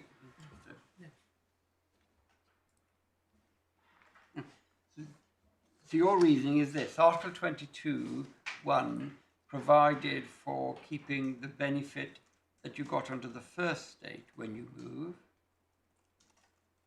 There's nothing in the new regulation that allows that for sickness benefits specifically, but the Advocate General thought Article 7 would do that job. Ergo, if it does it for sickness benefits, it must does it for everything else as well. For family, yes, For family for what it thought it That's covered. your argument. Yes, yes. And also he makes the point that Article 10 would have a similar effect were it the case that sickness benefits did fall within Article 10. So he's really analysing the three as having a similar effect in that respect. So it's not saying we won't make things worse for sickness benefits by the new regulation, No. and we'll interpret Article 7 to that effect. You're saying it's holding a new regime. We're not going to limit it to sickness benefits. We're going to put it into Article 7, and we're going to take away all the formal restrictions. Yes. It's a brave new world, effectively. Well, I suppose you would reinforce that point by saying Article 7 is one of the general provisions put in Title 1 of the new regulation, and as one of its purposes was to simplify the overall scheme. Yes. You certainly expect anything put up front in that way to be of general application throughout, Yes. and therefore to obviate the need for specific provisions like the Article 22 provision, which was there in relation to sickness benefit in the earlier reg. Yes. And in the context of the recital stating that family benefits would be brought into the So regulation. they're brought within the umbrella of the regulation. Yes. The Yes, I mean, there's two analyses. One, it's simply basic language. If Article 7 is now doing the job of keeping the benefit you first got, and if Article 7 isn't limited, it must do the job of keeping the benefit for all the other things as well. And you don't accept Ms. Smith's contention that in reality there was this carve-out before for sickness benefits, and the new regulation wasn't intended to make it worse. So you'll have to get sickness benefits preserved through Article 7, but it wasn't meant to change the word non-applicable legislation for other benefits. You say it just doesn't work linguistically, you say. I just say look at the words of the article. That's what I say. I'm just going to note that 107, the Advocate General refers to Kusujavi. There is a point actually there. The appellant referred to footnote 22. That's at page 734. Yes. So the point that the Advocate General made about Kusujavi is that it doesn't preclude his analysis because that was a family benefit and not a sickness benefit. And then in footnote 22 on page 734, the Advocate General makes a further point to support his distinction between family benefits and sickness benefits.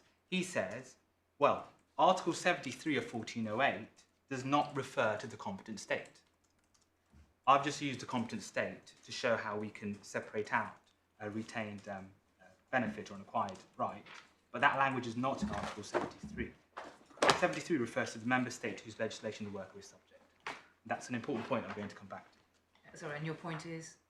Well, what I'm going to show the court is that in 883, the drafters clearly intentionally replaced the reference to applicable legislation with competent state. So they brought the wording of Article 67 relating to family benefits closer to this analysis that the Advocate General has set out. I'm going to deal with that when I go through Regulation 8. Now, just finally, if you can turn to the judgment, please, page 747.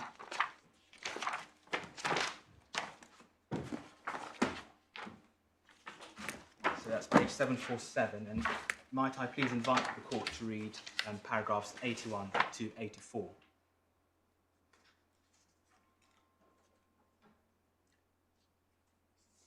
Sorry, where are my fault? It's the judgment now, so it's page 747, Yeah. my lord, and paragraphs 81 to 84, please, if I could ask Right. your lordship. Before I do that, can I just orientate myself? What are they dealing with? So The third part of the second question and the third question, 70. So they're asking whether the provisions of 21B in particular must be interpreted as preventing legislation of a member state from making an allowance subject to condition of residence, and 22B expressly says you can go abroad to another state. Yes, well, what my lord will see from the excerpt is that the court is dealing with the relationship between the acquired right versus the competent, on the basis of the competent state analysis, and the applicable legislation point. And it's really a response to the submission at paragraph 81 by the UK, which may sound familiar to the court. Yeah.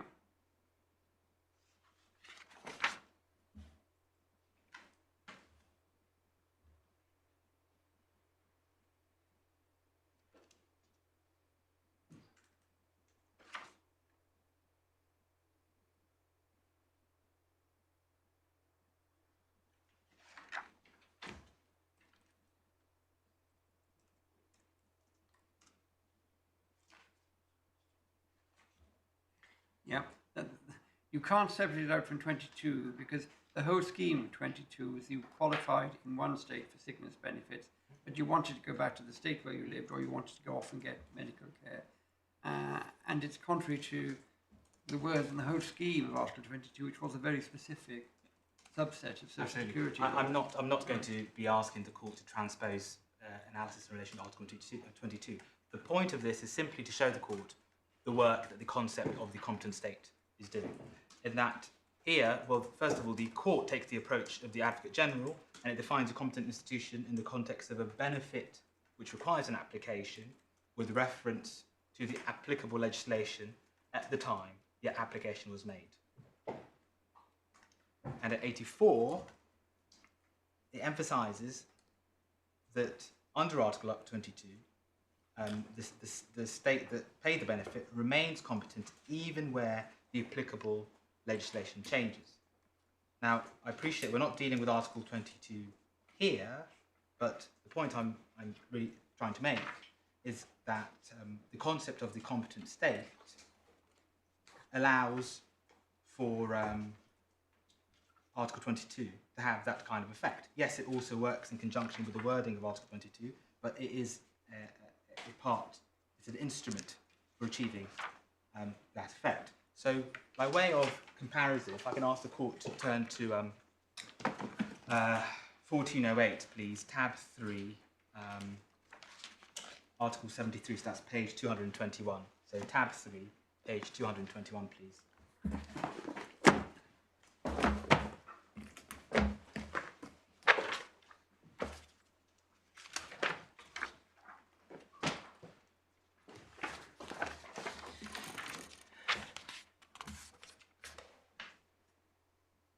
So, Article 73, this is family benefits under Regulation 1408.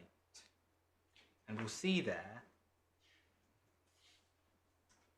that it's a person subject to the legislation of a member state shall be entitled to the family benefits provided for by the legislation of the former state, that is the state to which they are subject. No, it's the state, the member state where the members. This is all about family members. Yes. So this is where the former state is the reference to where those members are residing. My lady, sorry, I skipped some words which made what I said sound unnecessarily confusing. So the person subject to the legislation of a member state shall be entitled, in respect of the members of his family who are residing in another member state, to the family benefits provided by the legislation of the former state. What's the former state? That's the state, the legislation of which the person is subject, as if they were residing. It's a person from Poland who comes to England, he works here, he leaves his wife and children in Warsaw, but he can get child benefit in England and send it to Warsaw. Indeed. And the only point I'm making is that a provision like that does not allow for a Tolley analysis. You cannot take a snapshot at a particular moment of time, the time of the application, and say that that state's legislation applies and that state is the competent state and therefore you retain that when you move around. It's fixing entitlement based on applicable legislation. And so, well, it's for the just purposes of your argument. well, what I'm going to say, where I'm going is, I'm going to show the court that in Article 67, that wording has been the equivalent provision in Regulation 883. That wording has been replaced with reference to competent state. But this is headed competent state. The heading is competent state, and the competent state is another word for the applicable I'm sorry, my lord. legislative Where's state. the heading? Where is my lord reading from? I'm on. Article 73 on page 221. Employed or self-employed persons, the members of whose family reside in a member state other than the competent state. The competent state there is the shorthand for the state of the worker, the applicable legislation state, isn't it? Well, going by the words of the provision, my lord, there's no reference to competent state. No, And but the heading, you the see heading, the no, no. words, you see where I'm reading from? yes, So whoever put the heading thought that the competent state was the applicable law state. my lord, be that as it may, Yeah. the provision itself ties entitlement to the legislation that the person is subject to. That's what we have to apply. This is one of the points made by Ms. Smith, which is that they can be used interchangeably, and indeed they are. Well, I'm going to show that's not correct. That's right. That's what I'm going to say. Sorry, just before, I mean, is there a distinction to be drawn between the wording of headings and the wording of the text? I mean, you know, in the UK statute, obviously subheadings are just put in as a matter of by the Queen's printer, I think. But I would have thought in a regulation one construes the thing as a whole, including the headings, unless there's something or some principle of EU law which tells on the contrary. My lord, I don't have a ready answer to that, if I may look into it. Sure, thank you. And before we get on to your next bit, sorry to be Of course, difficult. my lord, no, please. The whole point in Tolley of the first part of the judgment was that they couldn't determine whether or not the applicable state was England or another state, and that was a matter for national court to determine having regard to lots of things. So they then left the applicable state issue in Tolley to one side, and that's when they went on to Article 28, which is a specific provision which applied irrespective, in a way, from what the applicable state was, although I know you don't accept that analysis. You say the analysis is different. My lord, the point the only point I'm trying to extract from Tolley is the way in which the court approached Miss Tolley's entitlement under Article 22 was through the prism of the concept of the competent state. Yes. And the concept of the competent state requires the court to look at the applicable legislation at a fixed point in time. That is to say, the point at which the application is made. And I said that makes sense in the context of a conflict of law provision.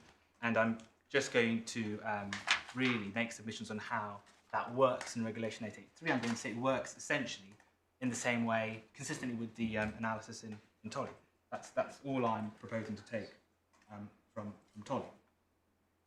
So, in light of Tolley, there's no dispute about the retention of rights to sickness benefits under 1408 in any event, and that's despite points made by my Lord Lewis, I believe, the long-term nature of the care component of DLA and the fact that it can be claimed while one is working.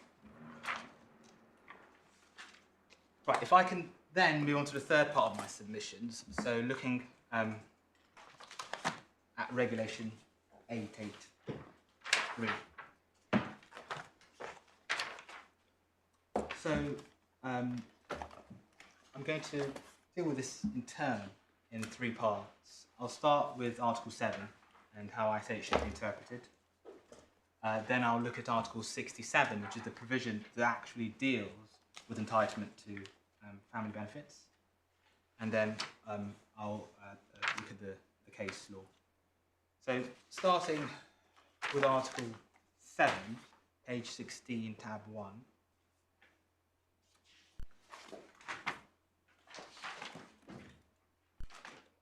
So as I highlighted, the Advocate General in Tolley tended to the view that Article 7 had the same effect as Article 10.1. It was a more expanded version of it. Perhaps I could just ask the court to compare the 2 provisions. So Article 7 is at 16 and Article 10 is at tab 3, page 180. Page 180.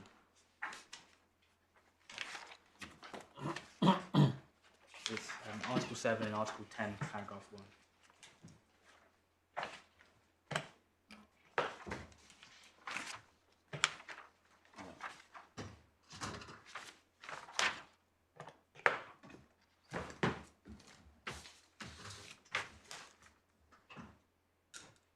So basically we find the same formula, shall not be subject to any reduction, etc., taken over from the earlier article, but instead of it being confined to invalidity, old age, or survivors' cash benefits, and so forth, it now just applies to cash benefits, Payable.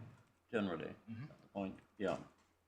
So I say that the analysis, the Advocate General's analysis is plainly correct. What Article 7 does on its wording is that it takes Article 10.1 and extends its application to all benefits. It's also, I submit, a relevant piece of context. I think this was a point raised by my Lord Henderson, excuse me if I'm misattributing it, that Article 22 has now disappeared. We don't have an equivalent for Article 22. And that's again consistent with the Advocate General's analysis. It's come into the general clause in Article 7. In terms of the wording of Article 7, where that gets us, my submission is it's readily to be understood as directed at situations where the claimant has already established the right to the benefit as in, and is in receipt of it. And why do I say that? Well, it refers, my lords, my lady, to reduction, amendment, suspension, withdrawal, confiscation. And those terms, all I say, presuppose an existing award. The court will note, in fact I may take the court to the travaux,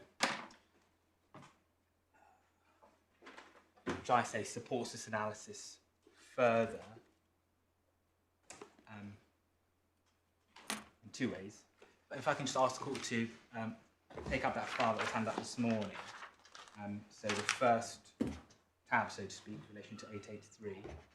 So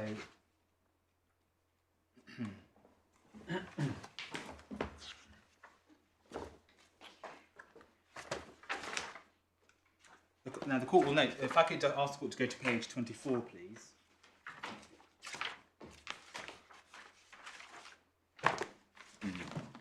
So that's the original wording in the Commission proposal, and there we see that it may not be refused in addition to the terms that are now in Article 7. Now that, I say, would be a term that one would use where That goes. I'm sorry? But that goes. That goes, exactly. So that is a term that one would use to deal with a situation of a new application. You refuse a new application. But the terms that are left all relate to an existing benefit, essentially.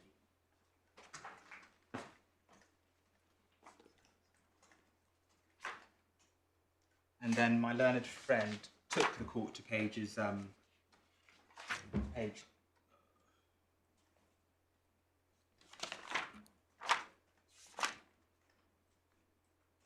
8, big numbers 8.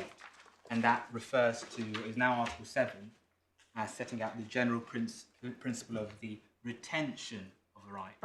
So I say that's all quite consistent, all those pieces of the puzzle are a piece of one another. You just set me thinking about something else, so I better tell you so you can tell me that it's wrong. When you said refuse, I thought that's interesting. I wonder what a benefit for child benefit is. And I looked at 146, and it appears to be a weekly benefit. So it's something that's paid weekly if you qualify. So if you don't qualify, you refuse. So if you're not going to be here next week because you're about to leave for Spain, then they can refuse you benefit for that week. You won't be here. If you've already got benefit and it hasn't been paid and you've gone to Spain, they say, well, you've gone to Spain now. We aren't going to allow you to have last week's benefit either. Yeah. My Lord, my response is really the point that I made earlier, which is the way to approach it is through the taxonomy of the regulation. And I think under the regulation, what I'm going to say is that this is going to be a right that's been acquired under legislation. The European Union law doesn't tell us what the right is. That's for national law. We decide, or we used to decide, now we'll always decide, we decide who we give benefits to. We decide if it's going to be child benefit, if it's going to be for one child or for all children, if it's going to be less if they're older or younger. So the whole right under the law is for the national law. So you can't just say you got something once, therefore EU law requires you to have it for the whole period of the life of the child. My Lord, I understand the question. What I say is that one must translate the entitlement into the taxonomy of the regulation, otherwise it doesn't work. Otherwise, a member state, for example, could circumvent any right to do with retention simply by making a benefit payable on a weekly or daily basis or requiring some kind of continual application. That's the sort of answer I feel the Court of Justice of the European Union would give. But if they did require there to be an application each week, I mean, I don't know about universal credit, that almost works like that because you've got your online thing and you've got to put in your earnings for each week. There'd be nothing wrong with that, would there? The requiring of an application each week would be a national requirement, and therefore each period would be under national law separate. You're building in an assumption, I think, that once you've got child benefit once, at age 0, you get it until 16. And what happens to the child who comes from Poland and has child benefit in Poland and then comes to England with his father and mother when they come to work here? They keep the Polish one, do they? They don't get English ones.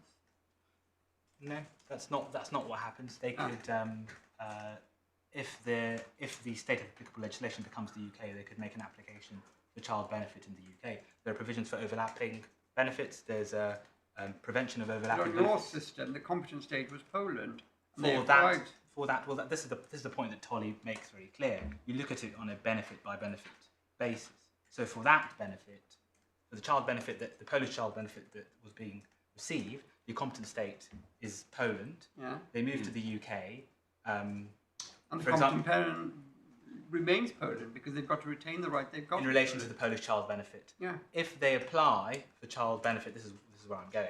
In the UK. So this is the point that it all. Yeah. So the beneficiary can pick and choose. Yeah.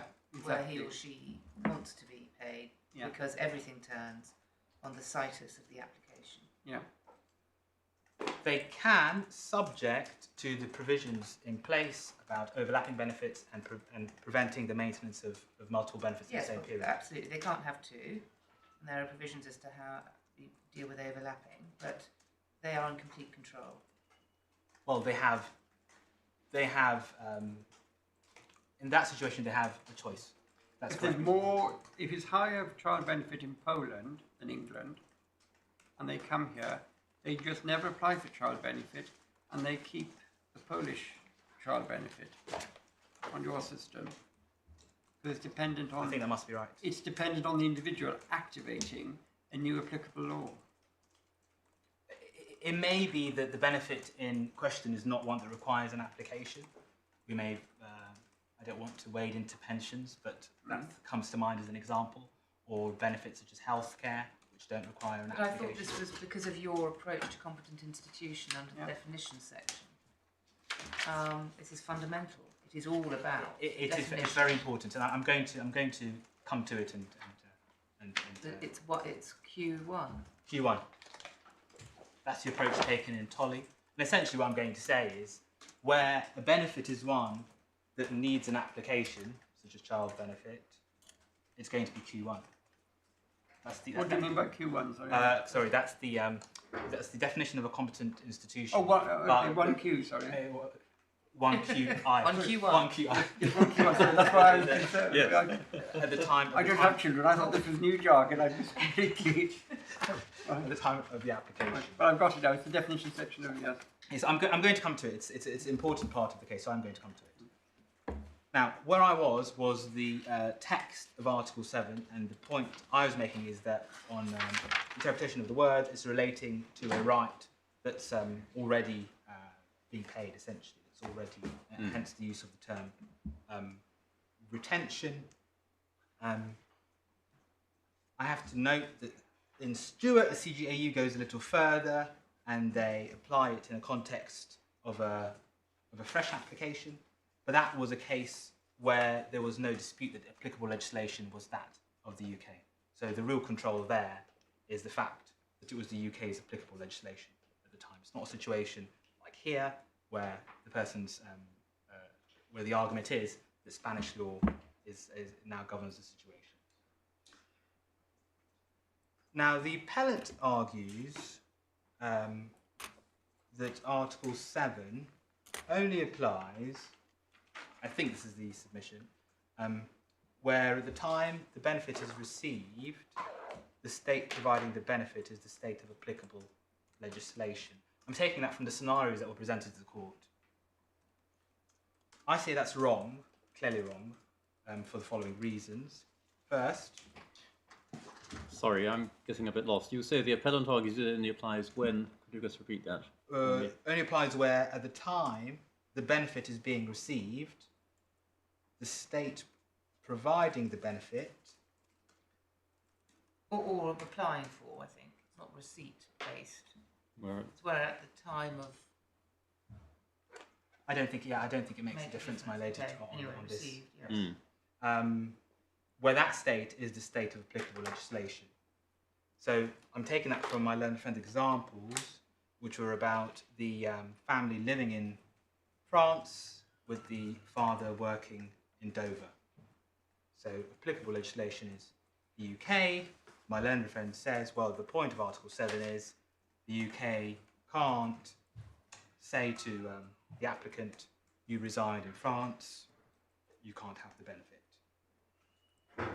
So I say that interpretation is wrong for the following reasons. Well, first of all, there's nothing in the wording of Article 7 that supports that restrictive interpretation. It would have been straightforward for the drafters to limit its application to the competent state or to the state of applicable legislation. That has not been done. Secondly, Sorry, could you repeat that? yes, You say there's Article 7 doesn't. yeah, so my learned friend, the appellant's argument is that it's only in relation to the state of applicable legislation that Article 7 has any effect. Mhm. And I'm saying there's nothing in Article 7 linguistically to support that. What It would have about been- the second line? Cash benefits payable under the legislation of one or more member states. Well, payable under the legislation of one or more member states. It's not saying the state of applicable I see. legislation. Mhm. They could have been payable at any point, essentially. That secondly, the interpretation is at odds with the way in which Article 10 has been Article 10(1) of 1408 has been interpreted. I took you to Tolley a moment ago. So it's inviting the court. Did the Court of Justice in Tolley, as opposed to the Advocate General, did the Court of Justice say that because of Article 10, Mrs. Tolley was able to claim the benefit even though she moved to Spain? Or did the Court of Justice simply look at Article 22? The Court of Justice only looked at Article 22. So Right, that, yeah. these analogies, I'm sorry if I'm not making that clear, these analogies are from the Advocate General's opinion. But I would also take the court to Kusijavi, which deals with family benefits specifically, and we'll see there that that's the approach that the court took to Article 10. So if the court in Kusijavi and the Advocate General in Tolly were correct about the meaning of Article 10, then my learned friend's submissions invite the court to interpret Article 7, which has materially the same words, and it appears to apply to a broader class of benefits, as suddenly having a very different and significantly narrower effect.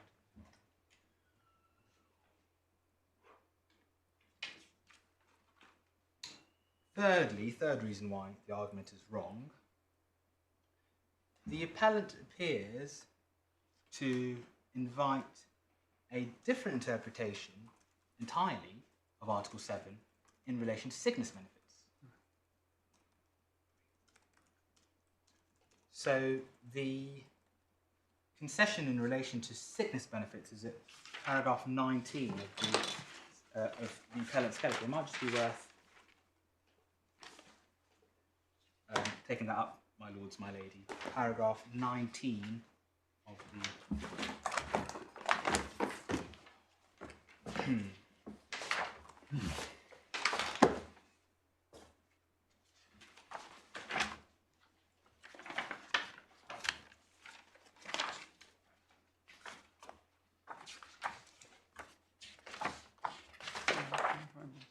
Just on KR, you mean? Exactly. Yeah. Yes.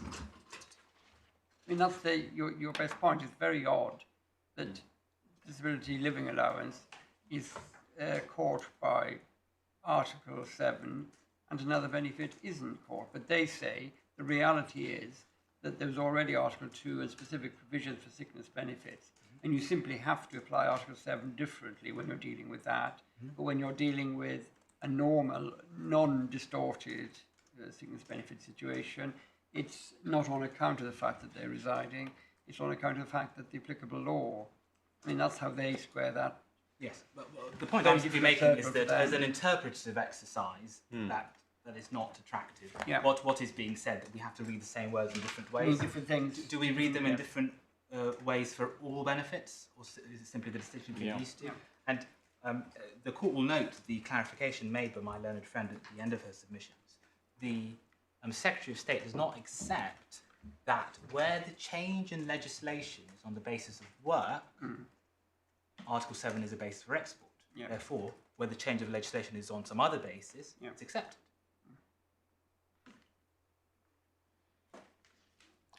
I'm sorry, my lord. Yeah, no, I was sorry, just reflecting of really thinking to myself. I mean, just perhaps ties in with another point, which I think I probably put to Ms. Smith yesterday, which is that, I mean, both the relevant bit of sickness benefit and child benefit are very much geared, one would assume, to cost of living and so forth in the state of the country which grants them.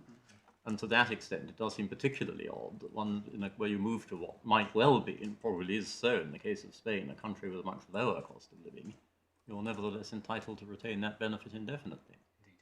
And as my lord also highlighted, the facts of Miss Carrington's family brings the well, indeed. the difficulties I mean, that in just start. happens. It puts the point very starkly, and from that point of view, it's a very valuable check for us to have, so to speak, in considering what the right answer is. But one answer to that could be, well, you may have a slightly anomalous result for sickness benefit, but we don't want to compound the anomaly by extending it to family benefit, child benefit, which one would expect to apply across the board to all families with children. My lord, all I can do is look at the words of the regulation. Well, I know, ultimately, we have to come back to them and try and make sense of them. That's what I'm trying. That's what I'm endeavouring to do. Just a fourth point in relation to why my learned friend's interpretation, I say, may not be right or cannot be right. The situation of the scenario where husband works in Dover and family lives in France, the risk of the UK counting against the husband their residence in France is addressed by another provision, which is Article 6 of Regulation 883. So it's page 15, so immediately preceding Article 7.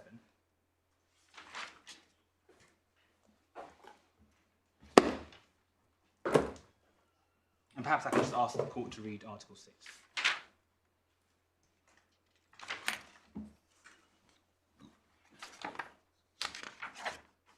I thought this was dealing with a different problem, that if you had to get 2 years of something to qualify for the benefit, you couldn't just look at the 2 years in England, you had to look at the 1 year in England and the 1 year in France.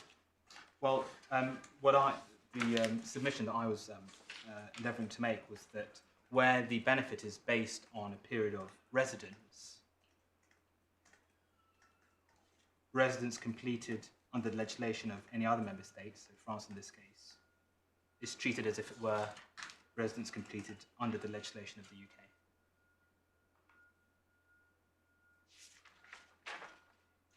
I don't need that point. Yeah. I have my main points on why the argument's wrong, but that's just a point that occurred to me.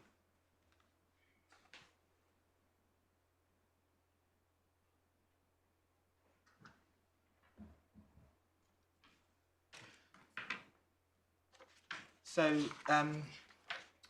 just before we actually turn to family benefits, it may just be useful for the court to briefly look at how sickness benefits are dealt with under Regulation 883. What the Tolly situation is under 883. So I've looked at Article 7. So if we look at Article 21, page 22. So Article 21, page 22. This is in Chapter 1 of Title 3, dealing with sickness, maternity, and equivalent paternity benefits.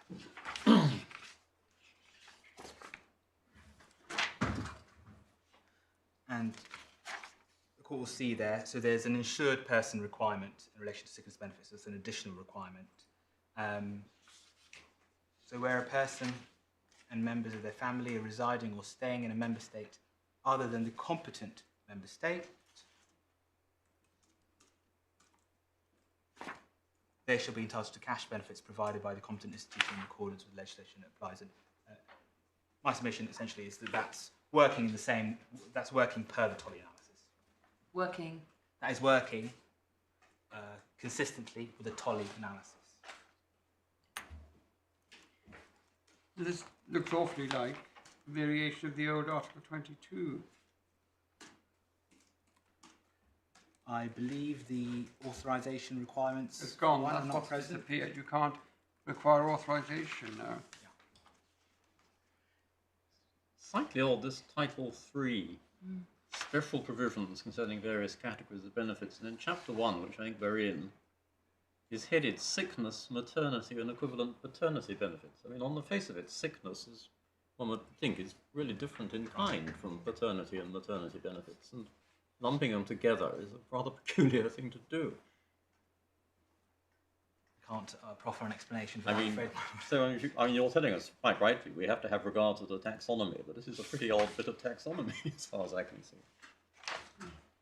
My lord and my lady, can we turn to look at family benefits under Regulation 883? So that's Chapter 7, page 45, tab 1. I just want to get my bearings on. So Title 3, Chapter 1, as my lord has identified as those particular, and it runs all the way through to Article To 20. Chapter 9. Well, no, to the end of Article 22, and then you switch Article to 20, and then pensioners. it's pensioners and It's very members of their difficult to find families. these relevant chapter headings, isn't it? Where does Chapter 2 begin? But it's worth remembering, it's Chapter 1 of Section 1. It's Section 1 of Chapter 1 that's... Yes, well, and then 2 is pensioners and Chapter 2 sickness is benefits. page 28. Yeah. Yeah. And then Chapter 3 That's right, is yes. death grants. So Chapter 1, Chapter 2 is on page 28. 28, yes. That's accidents at Accidents work. at work, well, that makes more sense as a portmanteau, and occupational diseases, at least. These are things that happen to you as a result of your work. Yes, so Title 3 is dealing with the various categories, and so each chapter is dealing with a different category. And Chapter 3 is death grants, so that's self-contained. Chapter 4, invalidity benefits. That's on page 5 old age, 32. is relevant to us. Chapter 5, health, yes, old age. Keep yourself being just as kind. Well, it's pretty near the bone for me, retiring in 3 weeks' time. And Employment benefits. Pre-retirement benefits. thank you. Hearing this case. Okay, you happy? Chapter 7, yes, and then Chapter 8, family benefits. Family benefits, Chapter 8. And you wanted us to look at chapter 8. Yes, please. So this is the part of Regulation 883 that deals specifically with family benefits, the benefits which are the subject of this appeal. And the central provision is actually Article 67. Can I please ask the court to read Article 67?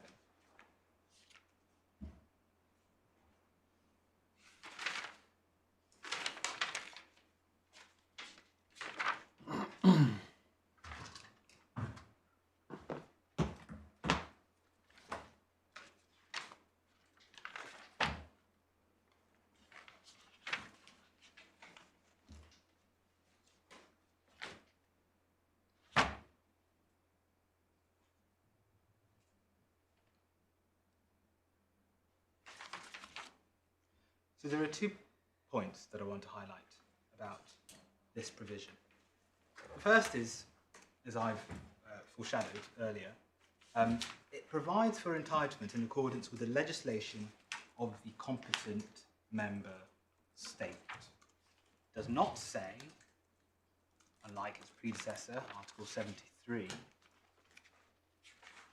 that entitlement is on the basis of the legislation to which the person is subject. So the drafters have made a conscious decision to change that wording. So which way did they change? So Article 73, my lord, is 221, yeah. 221. And we've discussed the Yes. title point Yeah. there. Yes, exactly. We've discussed the title Yes. point. But the provision itself, I say, is fairly clear. One looks to the legislation, the applicable legislation, essentially. It's essentially what my learned friend submits.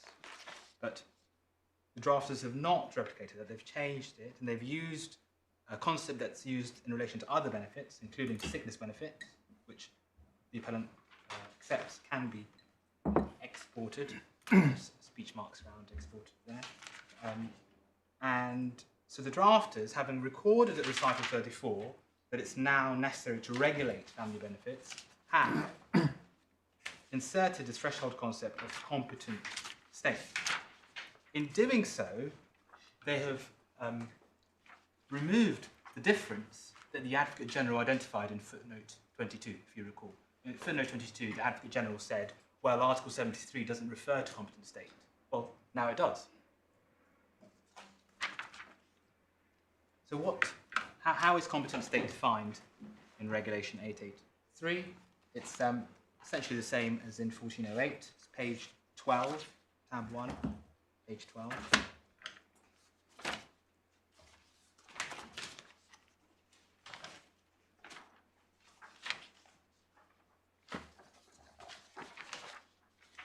So competent state is defined at the bottom S, paragraph S of Article 1. Page 12, competent member state means the member state in which the competent institution is situated. And then Q tells us that the competent institution means, and there are 4 definitions there. Perhaps I can ask the court to read Q. Oh, yes.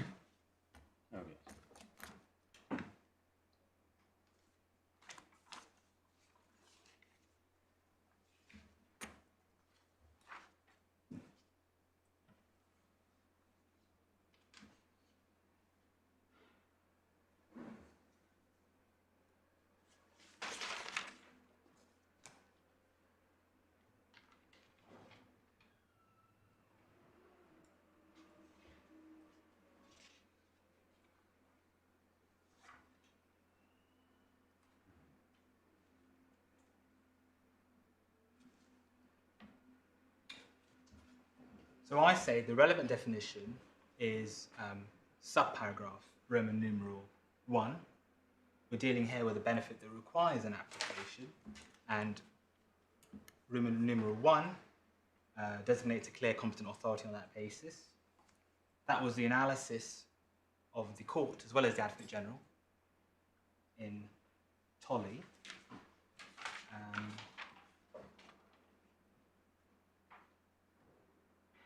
But surely that would be to turn it the wrong way around. I mean, the application for benefit is not where you choose to make an application, it's where you qualify for the benefit and you trigger the mechanism.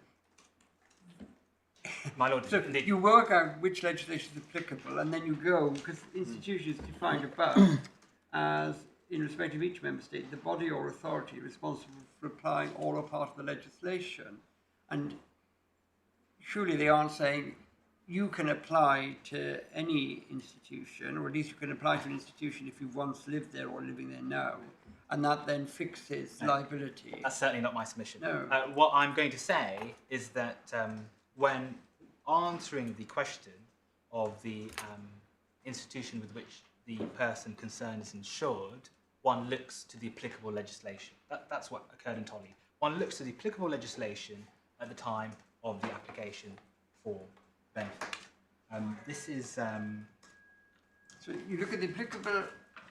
Am I missing something? Well, let's have a think about what the application for benefit means. Because effectively there's a renewed application every week. So is the application for benefit as defined here the application made when Mrs. Carrington's son was born?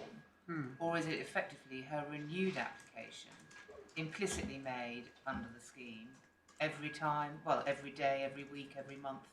So when she moves to Spain, she is applying for benefit on the first Monday she arrives there. That's the application for benefit. My lady, I'm not currently equipped to make a submission on how the domestic provisions would affect the situation. I'm very happy to do that in due course, but... do you see what I mean? You certainly don't apply on day one, because who knows what the future holds. I see the point. So it must be effectively an ongoing, continuing application, and I wonder whether that is relevant or helpful to look at here. My lady, what I say is, well, the question is really, again, that question of categorisation, as in, is it the categorisation or the characterisation of the right under domestic law, or the one under the regulation that will take precedence? But I'm very happy to deal with that point. But you're proceeding, just so I'm clear, on the basis that the application for benefit, so far as relevant, is the one made by Mrs. Carrington when her first application. I am. And that's it. I am, my lady. And there may be questions to be asked, even if the putting aside the situation where some kind of weekly application is required, but where a subsequent application needs to be made because of some significant change in circumstance, there may be questions as to at what point that becomes a new application. Yeah. But this is a provision of EU law, not of domestic law, and it's a provision that's meant to cover now 27 member states and a whole variety of things. And what this is trying to do is say which body's got to do something. And it's the institution, that is the body responsible in respect of each member state for applying all or part of the legislation, and then the institution with which the person concerned is insured at the time of the application for benefit. It's really trying to allocate responsibility for dealing with it. And it isn't trying to say, and if domestic law means you apply once, thereafter, all the substantive provisions of the regulation, such as the competent state for the purposes of Article, whatever it was, 67, are to be defined in that way. That would make a nonsense. It would mean you're trying to identify which office you go to and saying, because you've tried to do that, all the substantive requirements follow from that. And that can't be what it's meant to be. I think I need to clear up that point. That's not my submission. My submission is one looks at the time of the application for benefit, and at that point asks what is the applicable legislation under Article 11. That's how you apply Title 2. So, and look at the time of the first application, or the only application, or my lady, can I separate out these issues in terms of the how we characterise it and what happens in relation to the application. So the application, however many of them we say there are, at that time, one looks at the applicable legislation under Article 11. That's the function of it, essentially, in the context of family benefits. We're not going to see any provisions in Regulation 883 in relation to family benefits that refer to applicable legislation as a basis for something. It's competent institution. So we look at the definition, and I say the relevant definition is Q Roman numeral I. So at the time of the application for benefit, what is the applicable law? And that's the analysis that was done in Tolley.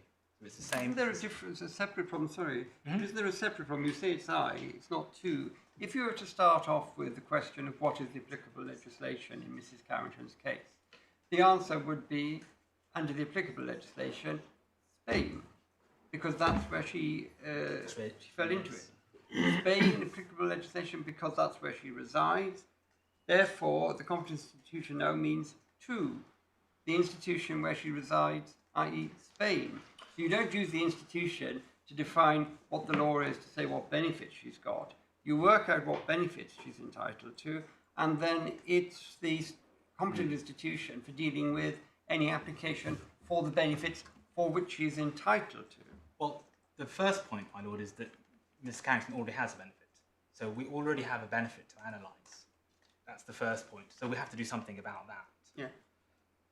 Second point is, I'm not sure that Spain would satisfy Roman numeral 2, because it, as I read it, is dealing with a situation where one would be entitled under a state's legislation if one resided there. Yeah. If you look at 11 E, it would or could be Spain, because Mrs. Carrington doesn't fall into A, B, C, or D. She's E. Yes. So the legislation that applies to her, the applicable legislation, is Spain. And then you say, right, which institution is responsible for the benefits payable under the applicable legislation? And that is Q2, isn't it? So you don't use Q2 to tell you which one of 11 you go into or what 67 means. You work out what they mean, and then you use the definition section to identify the institution, which office you go to. I understand, my lord. The problem is, if one looks at Q2, it says the competent institution is the institution from which the person concerned is or would be entitled to benefits if they or their family members resided in the member state. Well, that can't apply to Miss Carrington. She does reside in Spain. It presupposes that you're not residing in the state in question. Yeah. Applied literally, that definition would make every institution in the EU a competent state, apart from the one that you were residing in. But it can't be the relevant definition. Which the person is or would be. Yeah. Why isn't it? My lord, the way through this, I say, is a matter of principle and consistent with Tolley, is that where a benefit requires an application, it's Roman numeral 1. That's my submission. That would go against another cardinal principle of EU law, that the operation of an EU law principle doesn't depend on a national meaning given to it or a national event. This has got to be a community principle capable of applying to all 27 member states. I'm going to come to implementing regulation and other aspects of the regulation which consistently point to an application as being a part of but the reason why it can't be right is it can't be the substantive provisions of the regulation turn on the fact whether England requires an application to be made but Spain doesn't, or whether England requires an application to be made every week or every month but Germany doesn't. That simply isn't how EU law works. Well, my lord, the other subparagraphs may then come into play. So if no application is required,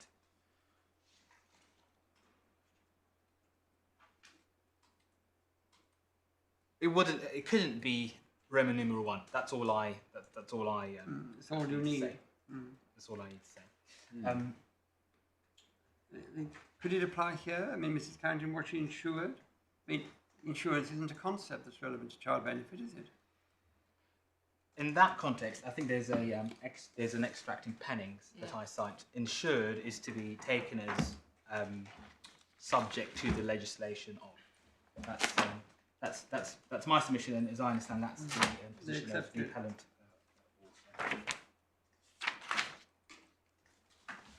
Also. Anyway,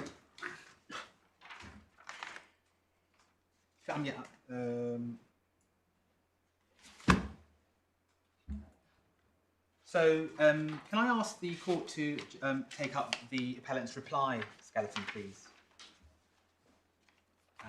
And go to paragraph 29 of the reply skeleton. Yes. And so the court will see there, it's not disputed that Roman numeral 1 is the correct definition, but an argument is made as to its interpretation in 29.3. It said the definition should obviously be construed as meaning the time at which an application should be made. I'm so sorry to rise. I've just read that again myself, and I'm afraid it's wrong what it should have read, if it helps, because I'll make the point in reply otherwise. I should have written as meaning the state to which an application should be made, not the time at which. That's certainly what I meant to write. That's what I understood it to be saying. I'm very grateful. Sorry, should be construed as meaning. The state to which, rather than the time at Is this in the penultimate line? Yeah. Yes. Yes. That would explain the 2 question marks I put in the margin at that point. I've got 3, my lord. Maybe I noticed. I do apologise. Thank you. And, well, my response on that, my lords, my lady, is that... You had a very fair point. It's just gone. That's it. On this? No, my response is that there's no warrant for inserting those words here when we have a clear and workable definition, and there are some difficulties as to how practically that meaning would be applied. In a situation such as this, where Mrs. Carrington has no intention to apply for child benefit in Spain, for example. So I'd say that doesn't work. In relation to the link between where somebody is insured and applicable legislation, there's no need to take it up, but can I just, for your note, give you Pennings, which is... I'll assume that that's what we do because we don't have insurance, and you've got to read Exactly. insurance as Yes. our equivalent. Yes, Yeah. so the reference is Pennings, tab 26, page 915, 6.2.2.1. He just makes that point. Right, so after that journey, we can come back to Article 67, page 45.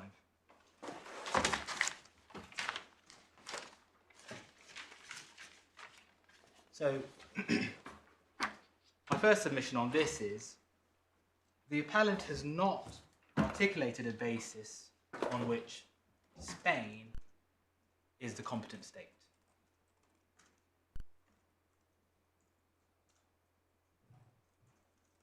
I say the analysis has not gone beyond stating that Spanish law is applicable. But the drafters of Regulation 883 have changed the wording of Article 73. The threshold, they changed the wording that was in Article 73 of 1408. The threshold concept is now competent state, so that is the concept that we apply.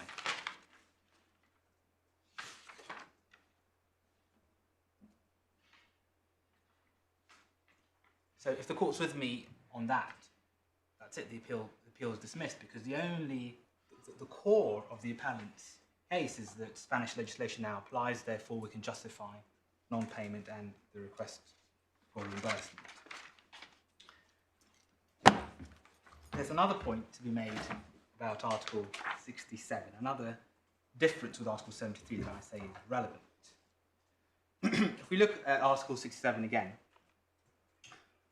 what it says is that a person shall be entitled to family benefits in accordance with the legislation of the competent member state. Sorry, you say that Article 67 is dispositive in your favour. on ground one as well as anything else. But Article 67 is just about members of family residing in another member state. My lady, that's precisely the point that I'm going to deal with now. What I'm going to say is that well, if I may just make this submission, it'll go directly to that point.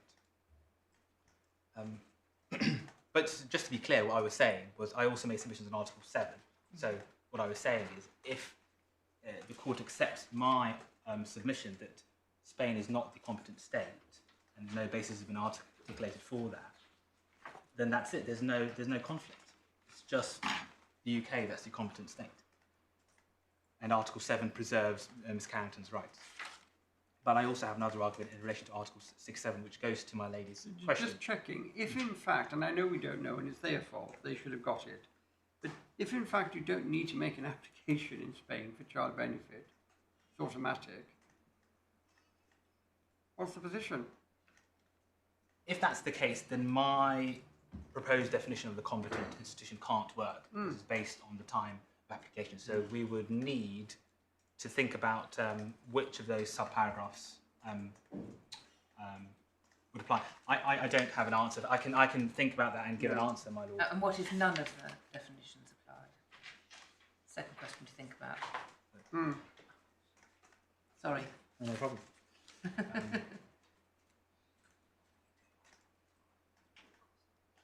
And what if the United Kingdom decided, gosh, we see the cleverness of this, so we'll make it automatic. So there is no need for an application.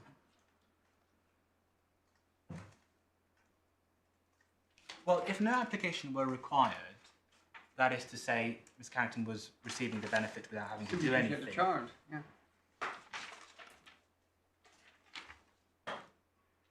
My lord, I thought I didn't have to think about it, but I do. I'm sorry. You just say if it were, I mean, I don't have children, but say it works automatically. You register the child, and the next week in your post office account, up pops the child benefit, or however it comes, with a card from the Secretary of State saying, congratulations. I mean, it sounds inherently improbable that any state should have such a sort of unpoliced entry into the payment of a benefit which is, in principle, likely to last for the whole of a child's minority at least. My lord, I think in that situation, actually, the benefits would be being paid, so the overlapping provisions would come in.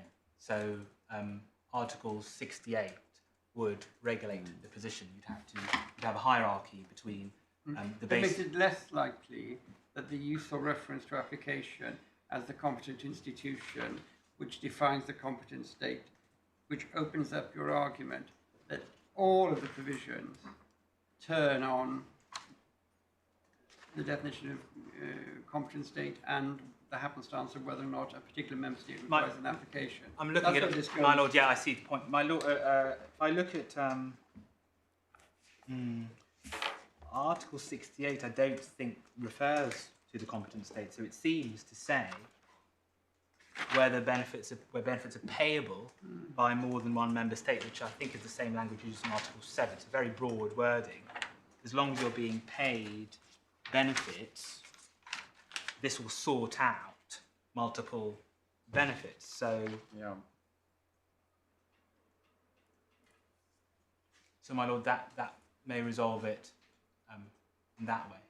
Would you like, I mean, it's practically 1 o'clock now, would you like an My lord, opportunity to perhaps reflect on these troublesome and difficult points over the short adjournment?